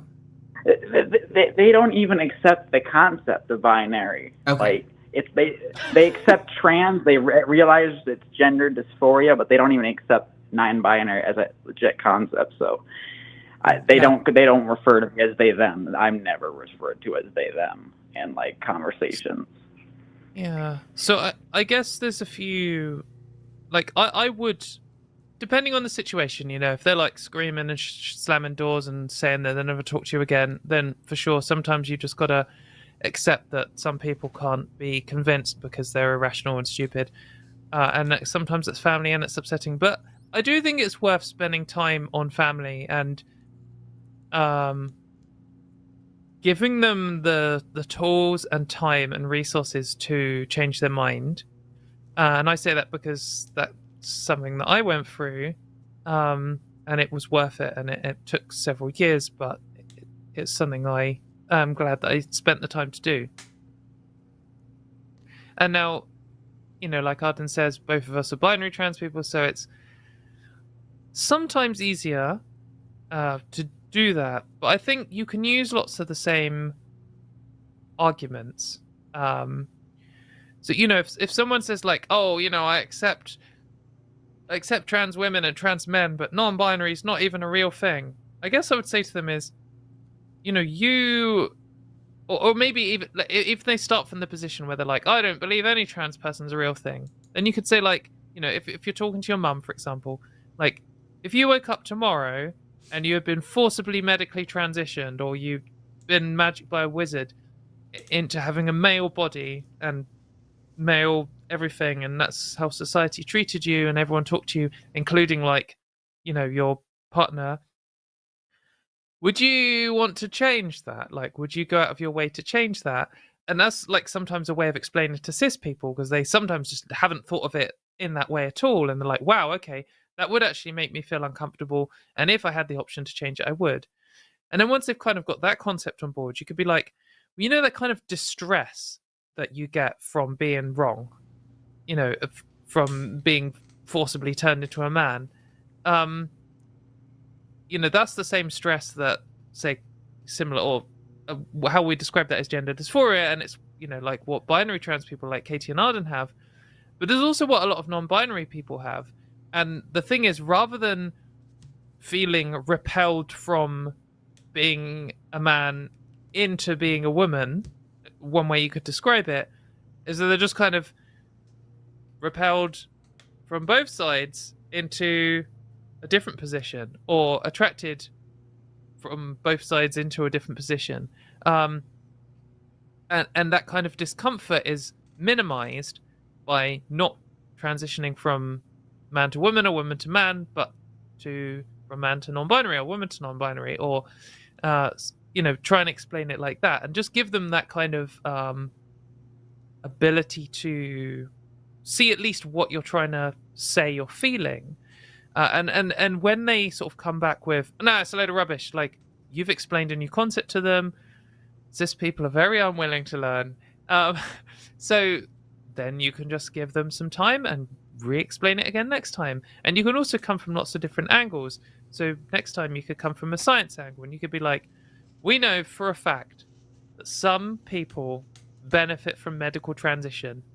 Like, trans people benefit from medical transition. If I just went and performed genital reassignment surgery on 1,000 people at random on the earth, one of them would probably fucking love it, and the other 999 would have a bad time. And that is just a fact we know about humans, because we know that trans healthcare benefits trans people and harms cis people, and denying people trans healthcare benefits cis people and harms trans people. So once someone's accepted that kind of position, you can also point out that, well, it isn't just binary. You don't just have to go have all male sex characteristics and then go to having all female sex characteristics or vice versa. There's just a load of different sex characteristics. And I mean, who says that you have to have one or the other? I mean, if it's medically unhealthy for whatever reason, like having no major sex hormone can cause you several different issues. But you don't have to, like the medical transition I've done involved like laser hair removal, changing hormones, surgeries, lots of different things. And maybe a non-binary person would want all of those things. But maybe they wouldn't want all of those things. And you could just point out that, like, it doesn't really matter what you call it, but we know factually, just through scientific inquiry, that some people want all of the possible treatments and some people don't. And they actually benefit from some combination somewhere in the middle. And then maybe you could come from another angle and you could do it from like more of a gender studies argument. And you could say, well, pronouns are something we made up, right? Like, we just made up words. All words are made up.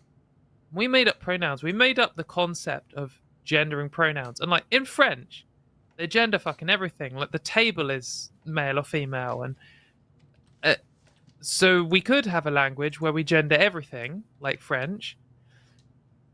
Or we could have a language where we gender everything, like German, where there aren't just two genders, there are three. And there's like a neuter one.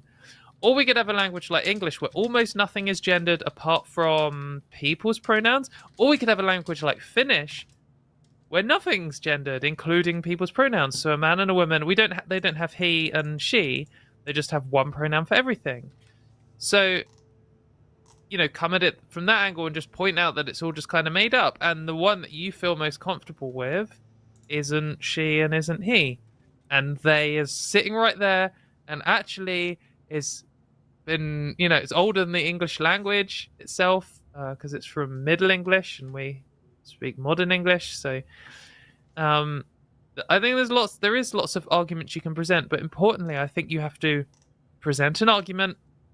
When they don't listen to it, just absorb it and go and do something else. See your friends, play some games, get out of the house, whatever. And then next week, when they've had a little time to just get away from it, make another argument and just keep sustained assault on the convincing. And they might crack, or they might never, and then you just have to tell them to fuck off. But so it looks like we may have accidentally lost Z somehow, and we closed the lines because that was the last caller, so I don't think they're going to be able to get back in. That's a shame. Yeah, so I'm really sorry, Z, if you're still watching and you can hear us.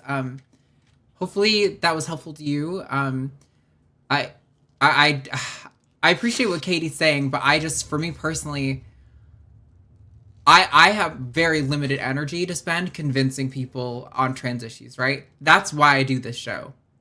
Because I don't do this ever anywhere else in my life. I don't do it on social media. I don't do it in my personal life. I don't do it with my family. I told my family what's up. They can take it or leave it. This is the only place that I have the energy to do that. Because to me, convincing people of what I know to be true about myself, which is in accordance with the evidence, is a waste of my time and my mental well-being. And definitely, if you have the spoons to keep hacking away at it, you probably should. I mean, having a relationship with your family is probably more desirable than not. I think just as a evolutionary thing, humans care about having a relationship with our parents. That said, I don't feel like you should pressure yourself to have that argument. I think you should create a life for yourself where if that is weighing too much on you and they're not coming around, where that doesn't matter. Or not that it doesn't matter, but that you are okay in spite of that. And everything else is just like the butter on top, right? Like if you can convince them, if you are willing to have those arguments, awesome. I just feel like as a baseline expectation, I'm not interested. That's just a complete and utter waste of all of my time and mental energy. But anyway, I'm so sorry we lost you, Z. I would like to have continued that conversation. I would like to have heard a little bit more about where you were in that process and like how many of those conversations you had and things. So hopefully you'll call back and we'll maybe talk to you next week. I think that would be useful. And the host next week is non-binary, so maybe they'll have more more relevant things to contribute to the conversation than either Katie or I could have given you. Yeah, so I try and sum up what the call's going to be about, because sometimes you get these meandering, I'm going to give you my life story before I even approach the topic people, and it's good to just come in hot. But then sometimes you just say someone's question, and they're just like, yep. And like, oh no, I wanted to hear more from you. I'm sorry. So I think maybe I should coax more out of people, because I wanted to know about what was going on for Z. So yeah. Anyway, I mean, I think we probably could have opened the door for a little bit more of a conversation, but hopefully that was helpful, and hopefully you're there in the chat. And yeah, I'm really sorry that happened. Timing sometimes with call-in studio is difficult. I'm like, oh, this is going to be the last call. To make the transition to super chats as fluid as possible, I need to close the lines now, have our call screener tell everyone else, I'm sorry, but we can't get to you today, and then we'll talk to you. But if you drop after I've done that, you can't get back in. And I'm like, oh, well, fuck me. I guess it's all ruined. But call-in studio is closed out now, so we're definitely not taking any more calls. Sorry to the people we couldn't get to. I saw some people in chat saying they'd been waiting, and I realize that's frustrating. We had like 6 people waiting for an hour. It's like, yeah. And I want to remind people that we prioritize the spicy calls, the difficult calls, controversial calls, because that's the whole goal of this show is to progress these conversations, right? And while I would love to talk to you personally and give you advice on your situation to what extent I'm able to, my skill set is far more suited to dispelling incorrect beliefs on trans issues than helping you in your individual situation. So those calls always do kind of get pushed out of priority on the show, unfortunately. So I hope you understand that that's where we're coming from, and that, well, we will do our best to reach you guys if you call in with those topics. There's a good chance you're not going to get in because we're going to prioritize the other calls first. So with that said, we have super chats to get to. Hold on, I got to do this first. Send that first one. And then I can go to... Bah. Hello. Yay. All right, so any super chat of $5 or more, as I hold up 10 fingers, will be read live here on air by us. So if you want to put words in our mouth, you can do that. You want to go first?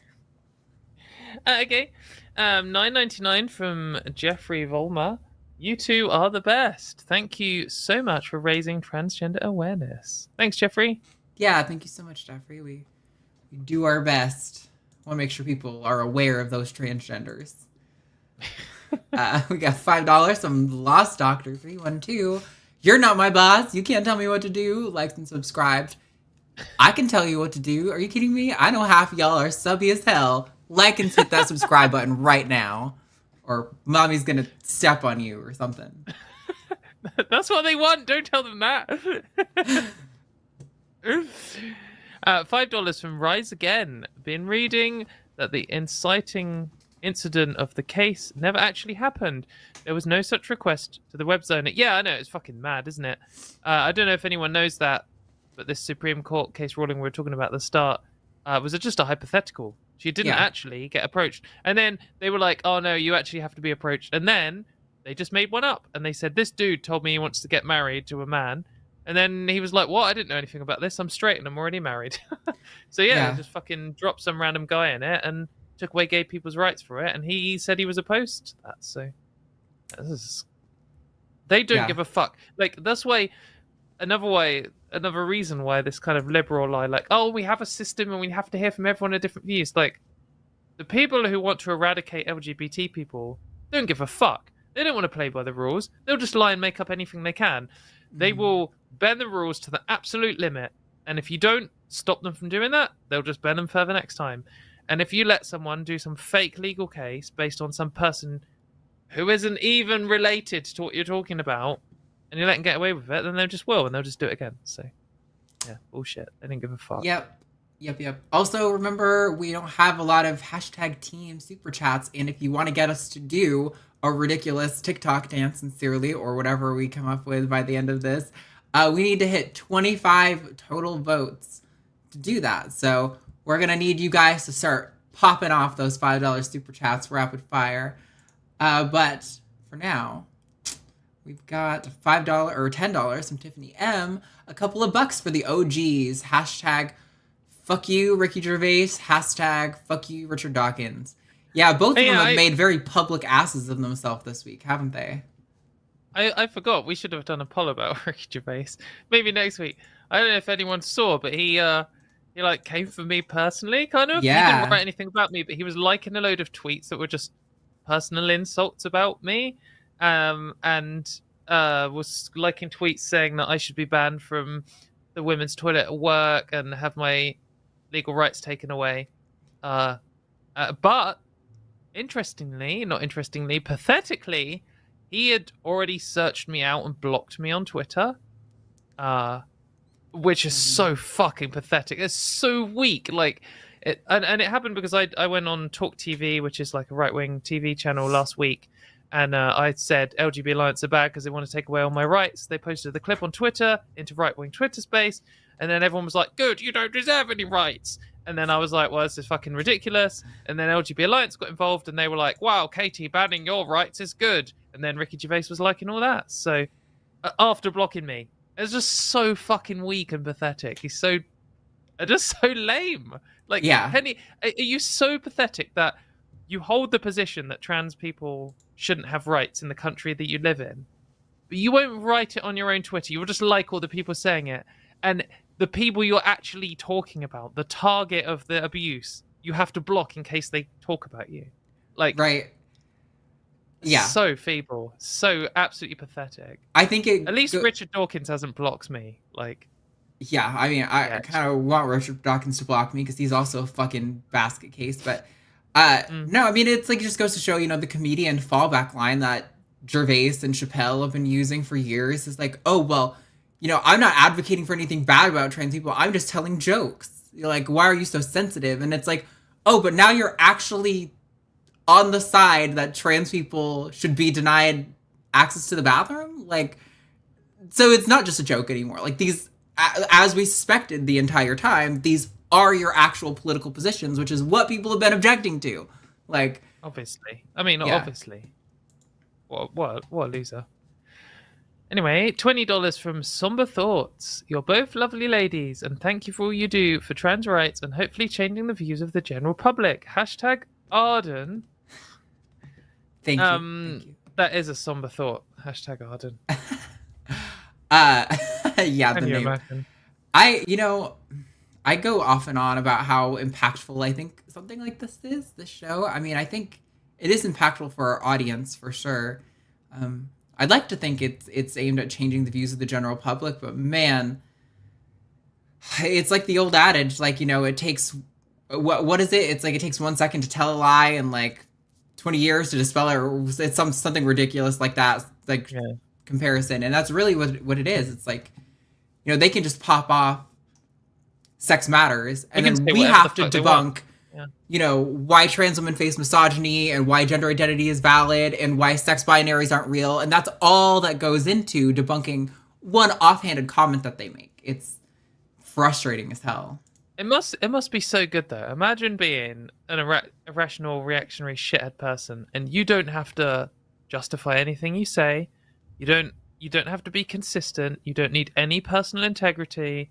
Nothing you say needs to be true. It'd just be so easy. Like, just imagine, Ollie London is fucking killing it because he is like the definition of a walking embarrassment. Oh yeah. And yet he's managed to get a reputation in the most like abusive over appearance and personality group because he just says stuff. He just says whatever the fuck he wants. Like, it doesn't matter. All it has to be is anti-trans, and he gets loads of likes. He's obviously getting money off it. Like, he's doing TV appearances and stuff. Yeah. Like, he is. If you have absolutely no personal integrity or self-respect, of course you do what he's doing. Yeah, I've thought so many times, I'm like, man, I wish I didn't have a conscience because I could grift so fucking hard. I would make so much money. I've already done the day transition retransition route. Are you kidding me? It's such a sell. But no. Oh, also Dylan in chat clarified that the phrase is a lie can wrap around the world before the truth can get its laces tied. That's the saying. That sounds like the American version. I've heard a lie can get halfway around the world before the truth can get its pants on or something. I don't know. Is this one you or me? I don't remember. Oh no, this is me. Because the last one was hashtag garden. You said that is a somber thought. So $5, Frank. Anti-discrimination law is based on a status as a protected class, and the action of getting gay married is fundamentally tied to the status of being gay. Exactly. Yeah. Like gay marriage is like gay drinking water or gay breathing. Like, it's just a thing that normal humans breathe and drink and get married. I mean, like, we can do a feminist or a atheist argument against marriage, but pairing up and getting it recognized by the community is just a thing humans have done. That's all humans do. As you know, it would be a lot to destroy that institution. Yeah, which we must. I'd agree on the facts that being gay, gay marriage is tied to the status of being gay, and that's what anti-discrimination laws are based on. But clearly, as we found out now in the U.S., religious objections supersede protected classes. So, like, there's really no point, and it feels like protected classes are like functionally meaningless with this sort of precedent. But I agree that that's the truth of the matter, and that's how it should be viewed. But we live in crazy world now, so. €5 from Fedea. Last time he was mad, I and other voted for Katy and congratulated him for becoming a doctor at the same time. So this time, hashtag Dr. Ben. And he's not even here to get it. Don't worry, we'll pass it on. I couldn't tell if everyone was joking or not, but me and Ben got like, I don't know, 20 super chats in a row that said, congratulations, Ben.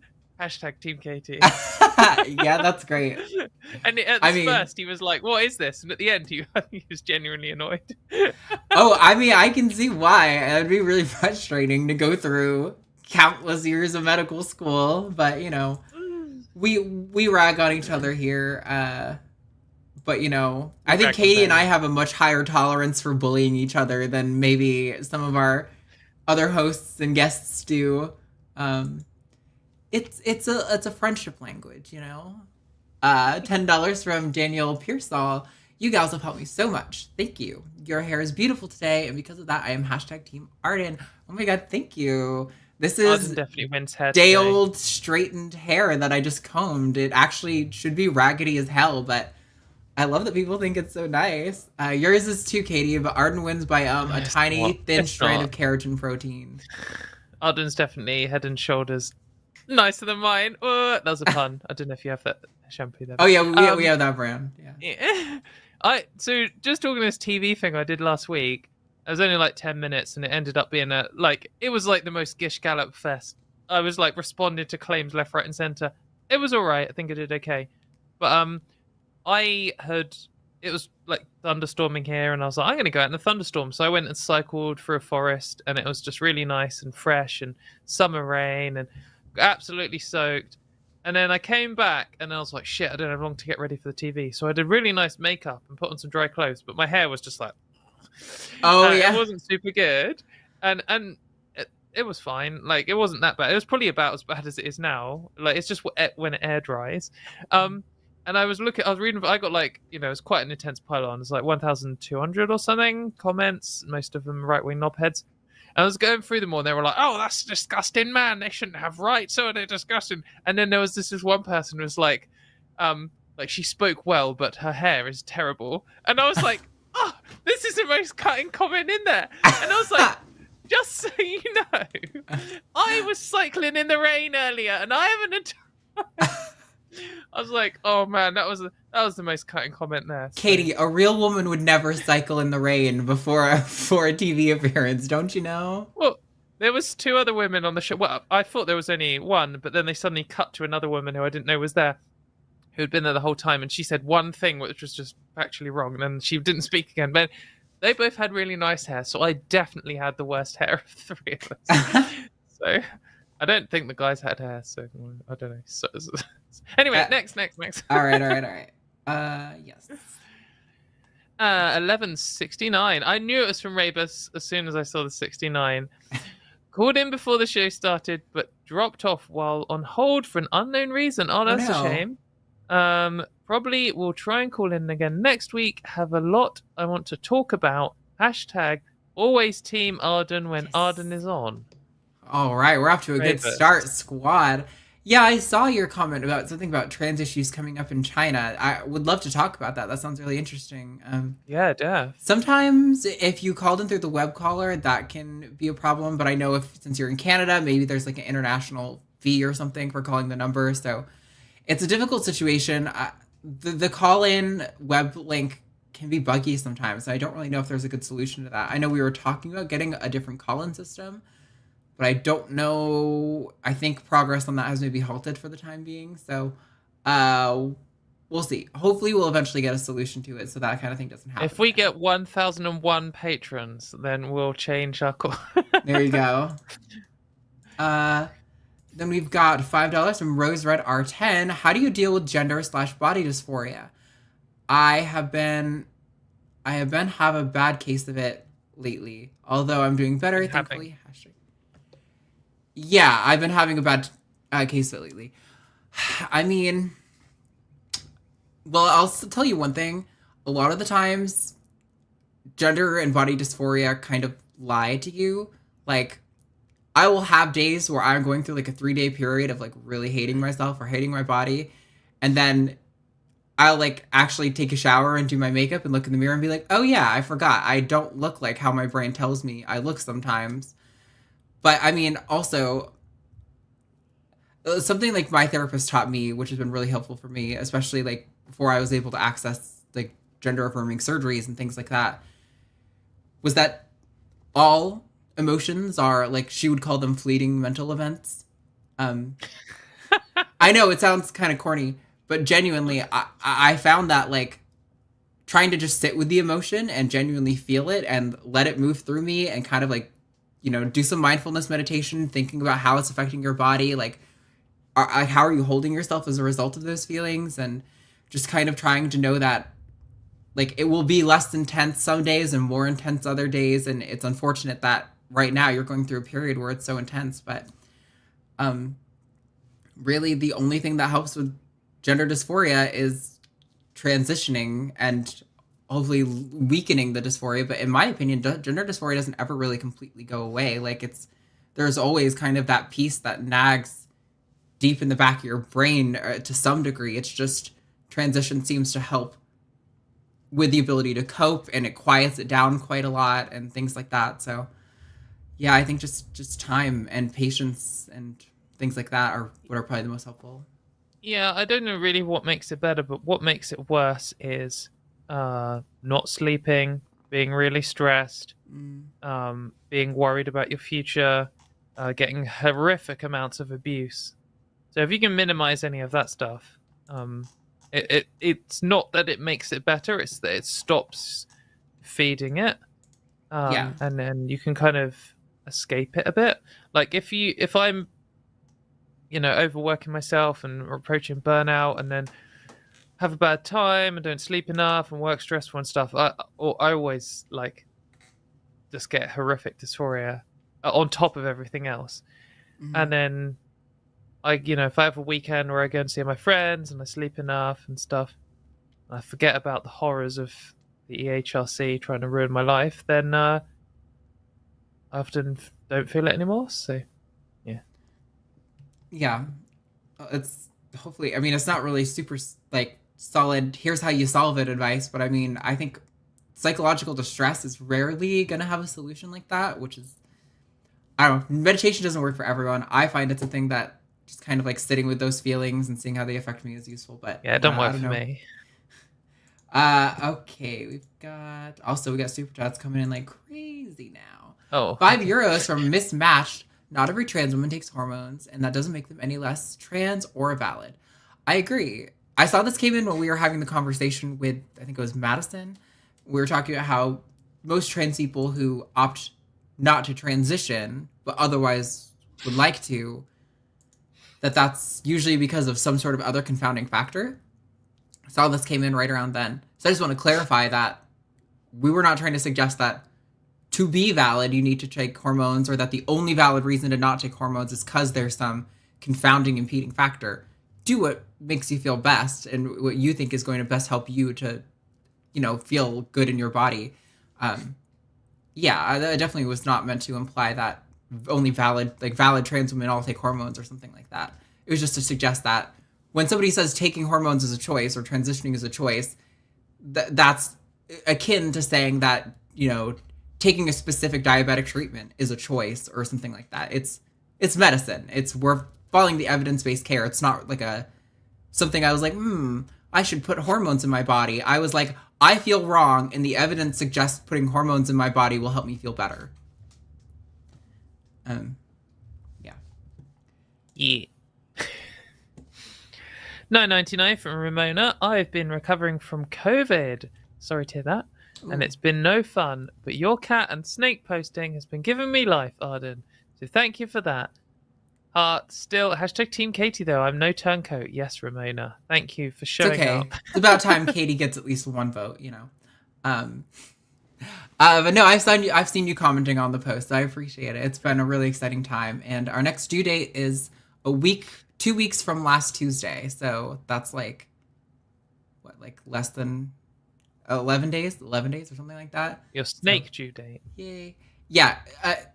Ball python eggs incubate exactly 56 days. It then takes them...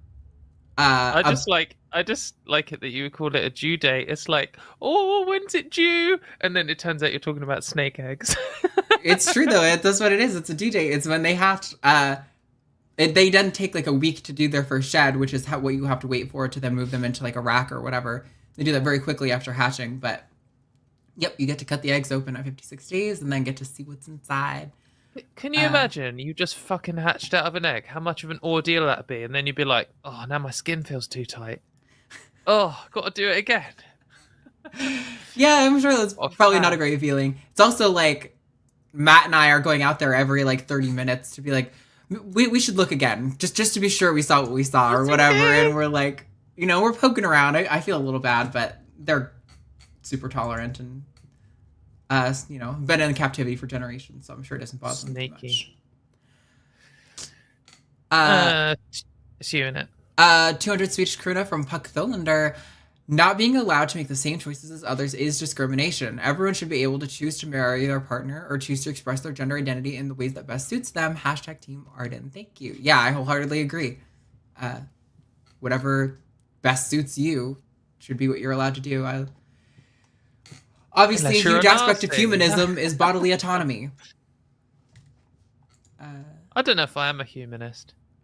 No? Maybe we can have that discussion another time. Yeah, I just don't think humans are better than other animals, really. That's my main contention with humanism. Okay, but I feel like this will have to be a whole other discussion. Not going to get sidetracked. Cool, aren't they? 9.99 from Nicholas. People are trans whether or not they choose to transition. Conservatives want to focus on the choice to transition because it makes people think we are choosing to be trans. We're trans either way. Yeah, and also it's just not.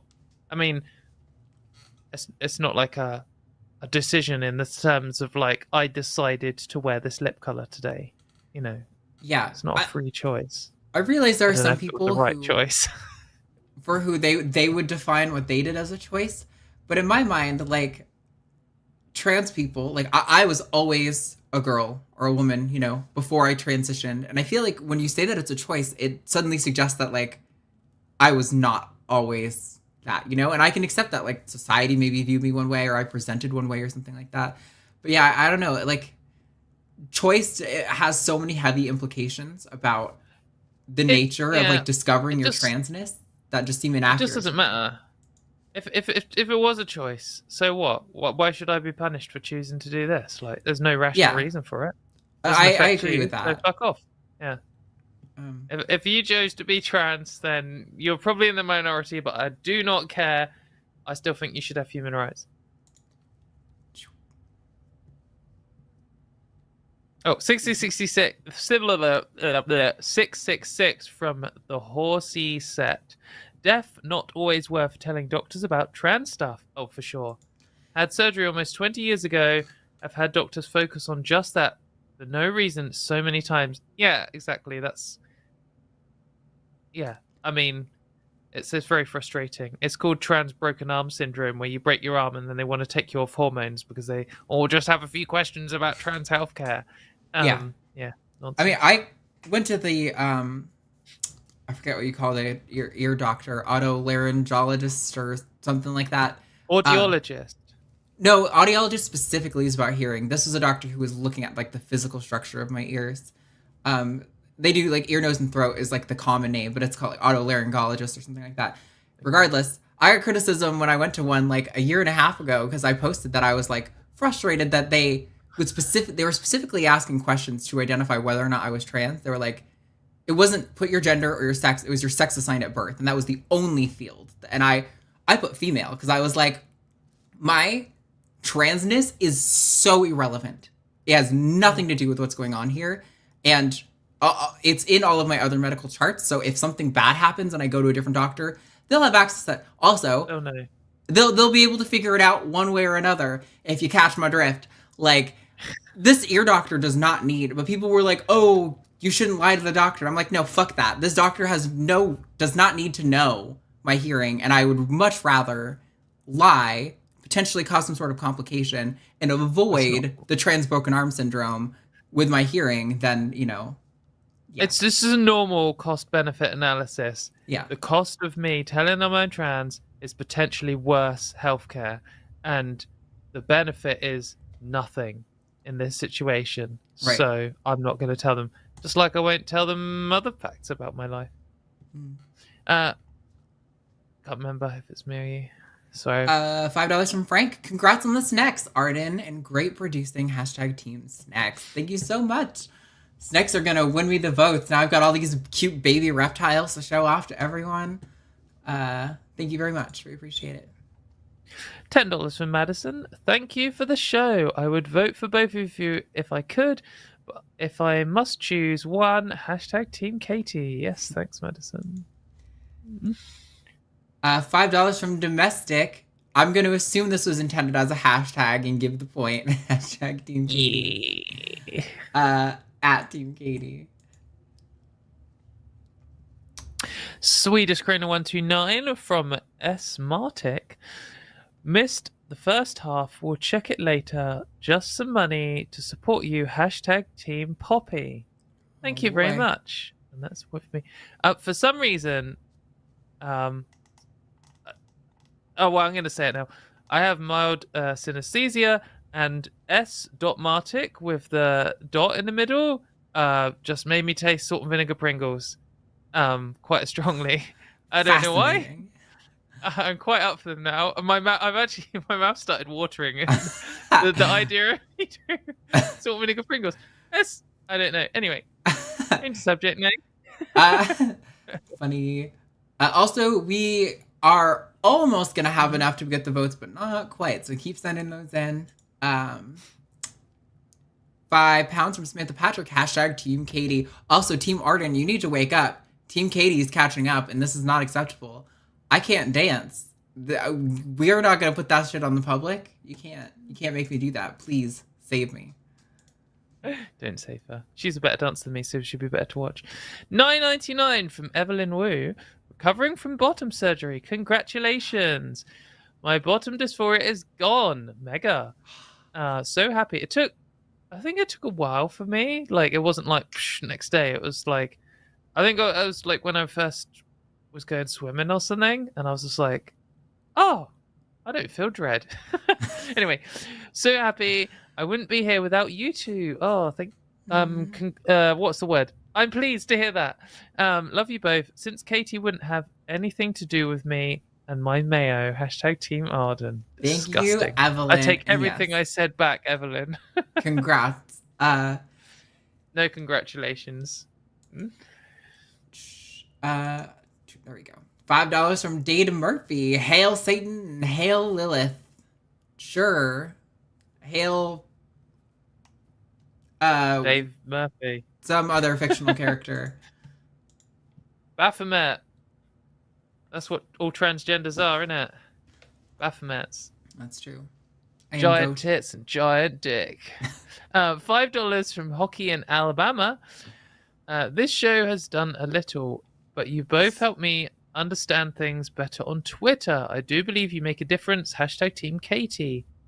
Oh, Aww. good. Thank you. I'm glad that we've made a difference to the sport of hockey in the state of Alabama. Oh my god. No, I'm glad that helps because usually Twitter just feels like a useless cesspool of awfulness that has no value. So it's nice to know that there's maybe a tiny shred of value peeking through the darkness. It's definitely a hive of scum and villainy. $5 from Kevin in the 413. Hey, Katy and Arden. Minimizing the chance of autocorrect errors today. Take care. # Team Katy. Thank you, Kevin. $10 from Geeky D. Thank you for this chat. Be well and take care. Oh, well, yeah. Thanks to the chat. Thanks to everyone in the chat. Thanks to the mods, obviously. Yeah. They're policing and being cops, ACAB. But, no, we love the ACABs mods. includes mods? Includes some mods in our chats. We filter people to make sure they're bastards before they can mod. No, but also thanks to the chat. I see there's always chat going on in the show. I don't always have time to read it all, obviously. But it seems like a good community. So I'm pleased what we've managed to. We, as in the transatlantic team, but also the wider community. I'm pleased of our community.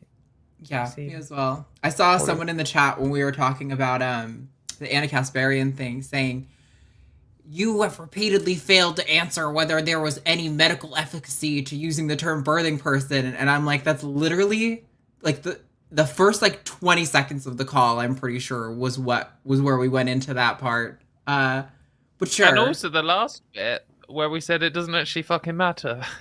Yeah, they're just like compared to the other things. So. They were claiming. I think they were bitter because they said they had the same argument with Matt and someone else, and they also didn't satisfy this person. And I'm like, I have a feeling you're pretty wed to your position against all reason. So, $5 from Frank. I agree, Arden. I was responding to caller's argument. The SCOTUS decision completely undermines actual laws. # Team Poppy this time. Yes, we're in agreement. It's a weird time to be living in. I mean, on some hand, we're relying on the court to save us from half of these individual state laws, and they've come through in a lot of cases, but then in a lot of other cases, they haven't. And then with the Supreme Court, we absolutely can't rely. In fact, I dread cases going to the Supreme Court for the precedent it could set. So did Tennessee's top court allow the healthcare ban? I didn't see that one. I'm pretty sure that's what it said. Because lots of them blocked it, didn't they? Yeah. It was like a string in a row where they all blocked it.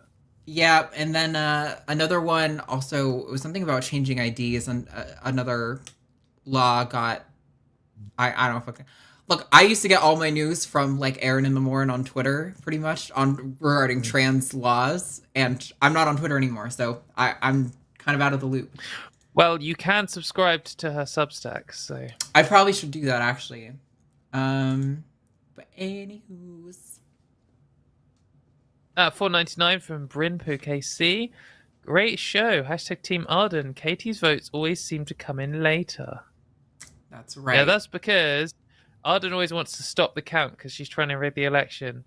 We know that mail-in voters always vote for me. Yeah, mail-in voters, huh, Katy? You just really want to lay on the sex-based language? You think all my voters are mail-in voters? $9.99 from Stacey N. # Katy Leftist Mafia. So I did a show with Leftist Mafia as a podcast. Oh yeah, how did that go? So I did this show. It was this time last week. I did this show, and then the show finished at like 10:30 or whatever, and then I went straight to bed, and I slept until 1:15, and then I got back up, still wearing the same makeup and the same outfit, and did like I was like, I'm only going to do an hour, but then I talked for like 9,500 minutes or something. I was like, right, it's time to go to bed. So I went to sleep at like 3:30 or so. Well, I went to bed at 3:30, and then I woke up again at like 7:30 to go to work. But I actually felt all right. I felt like I did an okay job of all of the things of those 3 things. So yeah, Awesome. go and watch That's it. really cool. Go check it out. Also, I see people saying something about snake birthing person. And I'm not gonna lie, I have actually had thoughts about like, should we modify the language about snake breeding to like to represent my values or something? But then I'm like, but snakes don't really have gender identity, so I don't know. I have thoughts, but I have not come to a position on it yet. Snakes don't give a fuck about gendered language. I don't know if we could say that they necessarily don't have some kind of concept of whether they're male or female, because they probably do, because they probably know when it comes to sexy time and competitive time which ones they're competing with and which ones they're sexy timing with, in a way that isn't just sexuality. Like, sexuality will be a part of it, they'll have some form of sexuality, but I think lots of animals will have differing behaviors and be aware in some capacity of whether what they're trying to do. Yeah. But they don't give a fuck about gendered language, so... No, and I know that, but I feel like I was like, maybe there's an argument for like it representing my values, that like I don't do that or something, but I don't know if it's really useful, because I don't think there's a reasonable alternative when it comes to snakes for talking about like female snakes versus male snakes and like the sire versus the dam and things like this. Like, I don't know. Well, it wouldn't be snake birthing person, because that's a little bit adult human snake. It would be birthing snake. So... Adult human snake. I kind of want that on a t-shirt now, not gonna lie. I think $10 from Danielle Pessel. I was in the queue today because I have been misgendered and dead named at work 6 times by my manager in front of customers. Oh, that's horrible. I'm sorry. She has not done it for 2 years and just started doing it. So retaliation for things. Oh, I'm sorry to hear that, Danielle. That's horrible. Awful. I guess by the dollars, you're in the USA. So yeah, call in and maybe someone will know about your state. If this was in the UK, that would be prosecutable. There was someone in the call-in queue who had a similar question, so maybe that was Danielle. And if so, Danielle, I'm sorry we weren't able to get to your call. That's awful. And I would definitely, I'm sure you have. I don't mean to, I'm sure it's almost mildly condescending. When I'm like, look into your local laws, you're probably like, bitch, you think I haven't been doing that already? But yeah, I would definitely recommend looking into that, because if you, I don't know, that's such a difficult situation. I'm really sorry. Brutal. $11 from Unstillborn. Hashtag Team Katy. That's kind of a funny name. £5 from Sean Isherwood. Yes, here we go. If you only have implication, logical conjunction, and logical disjunction, or then you cannot get logical negation. They're truth preserving. Right, okay. So I guess because you can build up combinations of logic. So you could do like you can have something that's like an and of 2 ors. So you could have like an AND gate, and then feeding into that is 2 OR gates. And then it's essentially saying A or B and C or D. So you need at least one of C and D to be true and at least one of A and B to be true. But it's not like any 2, which would be a 4-way OR gate. And so you can combine up these logical, like, whatever they're called, operators, together and never result in a negation, I guess, is the claim, which kind of makes sense to me. Okay. I feel like this makes me think of intro to psych, or intro to philosophy. I was really good at philosophy courses where I was like making a case for things. But when it came to the intro to philosophy, where this was what intro to philosophy was when I was in school, I sucked at this. This was really difficult for me. And also my professor was like religious, and I figured I was safe to voice atheist positions in a philosophy class, and I think he had some prejudice against me. Also, maybe because I was a very feminine presenting man at the time, but you know. So you're saying that God's not dead premise is your life, but reversed. Exactly. That is what I'm saying, for sure. God is dead. What's weird is I got into the philosophy stuff at my school because there was a class on the philosophy around the God belief, and I loved that class. That professor loved me and was like, I want you in this other class. He was like, you shouldn't be able to take because you don't have the prerequisites, but we're going to make it happen anyway or whatever. Oh, no. And so I was like, he's like, well, first you got to take this intro to philosophy class. And that's where I fucking sucked. So I might have told this story before, but just because it's related and it's funny. I snuck into philosophy of maths lectures when I was at university because I'm a fucking nerd. Because I wasn't on that course, and so I wasn't technically allowed. But I went in with one of my friends who was doing it, and I was an engineer, and I was the only like maths person there. So for me, this was like trivial maths, philosophy, interesting. But for all of them, they were like third-year philosophy students who had never, not done maths since like high school or whatever. Yeah. And he was explaining like the concept of powers. So it was like, so 2 squared is 4 because it's 2 times 2. And like 3 squared is 9 because it's 3 times 3. But you can also have more. So you can have cubed, which is to the power of 3. So for example, we could have 2 cubed, which is 8 because it's 2 times 2 times 2. And then he's like, or we could have 3 cubed, which is... 27? There was this painful silence, and I was like, 27. And he was like, that's right, and pointed to me. And then he was like, that's right.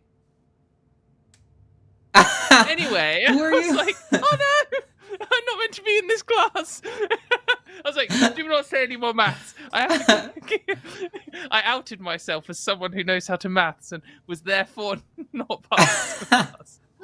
That's funny. I've always struggled with like, I don't know, it's weird when I'm doing like behavioral statistics and I can apply numbers to like real world people that exist and like the implications of those numbers, I can follow along pretty well. But when you do this shit where it's like all abstract and not tied to anything like physical, my brain cannot hold on to all those things internally. Like, I think if it's written on a page, I can generally be like, okay, I see why that is the way it is. But in my brain, I can't hold it. It's just not, it doesn't work that way for me. Maybe you should look at computer circuits and stuff, because that can help with logic, because it's exactly the same, but has a physical representation.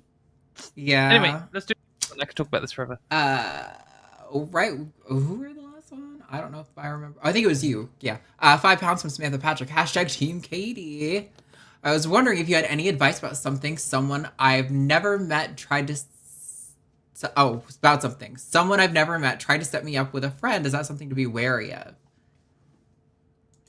If they tried to set you up with your friend, then presumably it's your friend's friend, and it's not so weird. If they're trying to set you up with their friend, you just can't trust the vouch, can you? Because the whole point is when your mate sets you up with their mate, they're vouching for They're Right. vouching for both of you. They're saying, I know both of you two. I know your personality. I think you'll get on. When some fucking rando does it, it could be some kind of wacky grooming gang or something. I don't know. But it probably isn't. It's probably just someone who's like, I have an embarrassed single mate who wants to talk to you because they fancy you. But the important thing is their vouching is worth nothing to you because you don't trust this person. I would proceed with extreme caution if you want to. Yeah, I just wouldn't do that.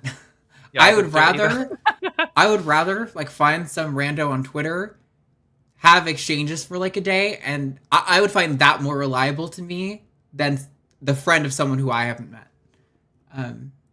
But anyway, thank you, Samantha. $4.99 from Evelyn Wu. # Team Mayo. Thank you. I appreciate it, Evelyn. Yes. $4.99 from Bryn Poo KC. Another # Team Arden. Hell Fuck yeah. you, Bryn. All right. Then we've got 5 pounds from Samantha Patrick. # Team Arden. Oh my God. I'm really happy that you got your first baby snakes. Thank you. We're really like so ecstatic. We've got, I think, 4 or 5 other clutches in the incubator, and then we've got 4 snakes that just had their. Well, it's hard to know. We ultrasounded them, so we know how far developed their follicles, which is what becomes eggs, are. We think some of them just did their pre-lay shed, which means we should be getting like 4 new clutches in the next like 3 or 4 weeks.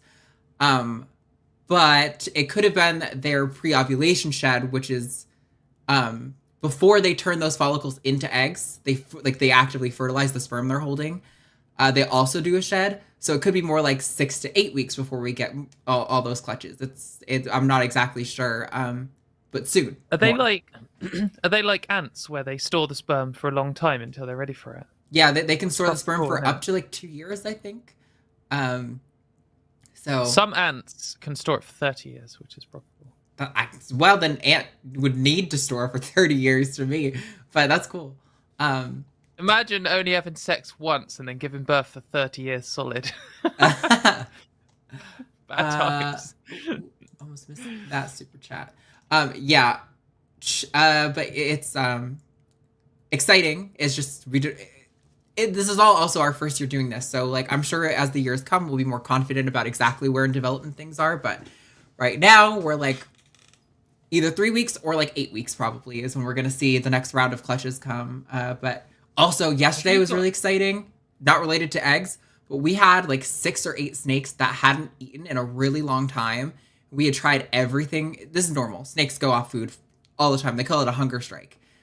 Because you don't know what they're striking for, but they're doing Snakes don't have the vote. But yesterday we got all of them except for like 2 to eat. One of them did actually eat too. It just regurgitated. So presumably because it hasn't eaten in fucking months.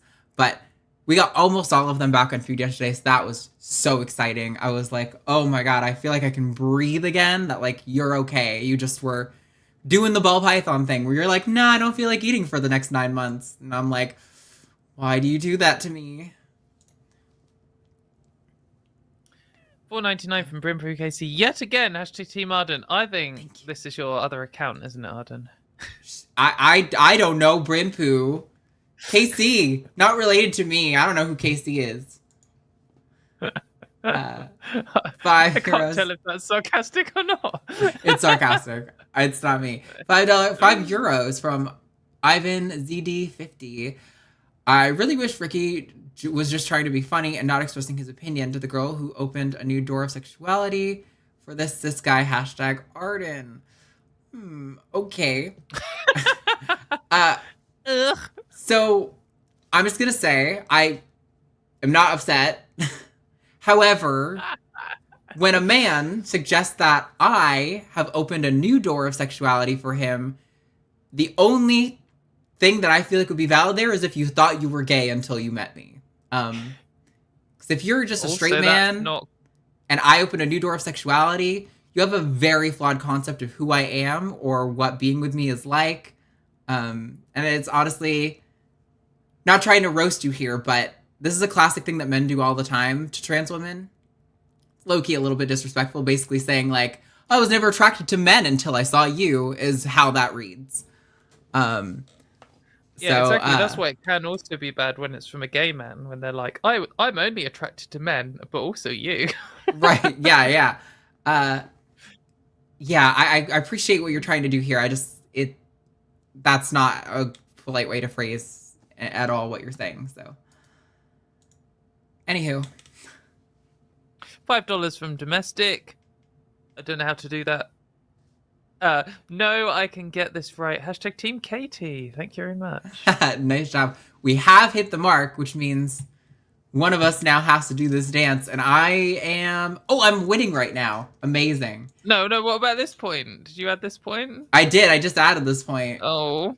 I got a big slew in a row. $4.99 from Brimproo KC. Hashtag Team Arden. Thank you. Sorry, I'm like juggling 15 things right now. $9.99 from Julie Cordova. After listening to Arden chat with a trans person about discrimination against someone who could pass, I couldn't help but to think about light-skinned African Americans experiencing the same thing. There's a comparison here, which is the concept of like white passing, which is where someone wouldn't consider themselves white because of their like history and their family, but is sometimes read as white by society and thus avoids some forms of racism. There is some kind of analog here for sure. If you pass in society as a trans person, then you just get less transphobia. I think the concept for this is called colorism, right? Where like discrimination against more dark skin tone, like people of color, is greater than people who like are black but maybe lighter skin toned. That is the thing too. This is probably two white people having a clumsy conversation about race. Yeah. I've heard the phrase Cringe. white passing before from people of color who are talking about how they experience racism, because sometimes white people will be racist in front of them about the race they're from, because they Right. didn't realize they're from it. Yeah, which is a thing I've had before. Someone saying something transphobic and being like, "Am I right?" I'm like, "No." So, Well, pretty cringe. I hate to say it, Katie, but No, that that isn't the was last the one. last super chat. So What the hell? we're gonna wrap it up. So I want to say thank you, obviously, to our call screener, who today was Antonia. Thank you so much for call screening. I appreciate it. You did a great job. There were some really good calls today, and I'm sorry to those who we didn't get to. Thank you to I Got Cookies and Alyssa and Dylan and Ilya. I see you all in the chat. Our mods, you guys are amazing. And we appreciate you guys so much. Katie, do you have anything you want to add before we wrap it up?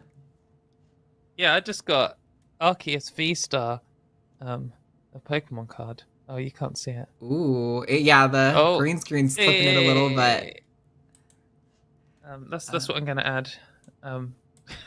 okay. Well, sorry, I'm queuing up this outro here.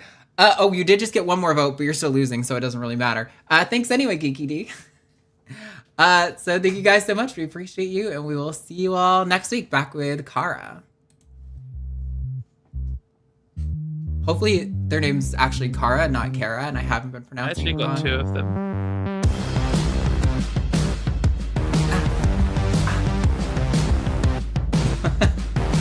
I'm missing the button. Fuck.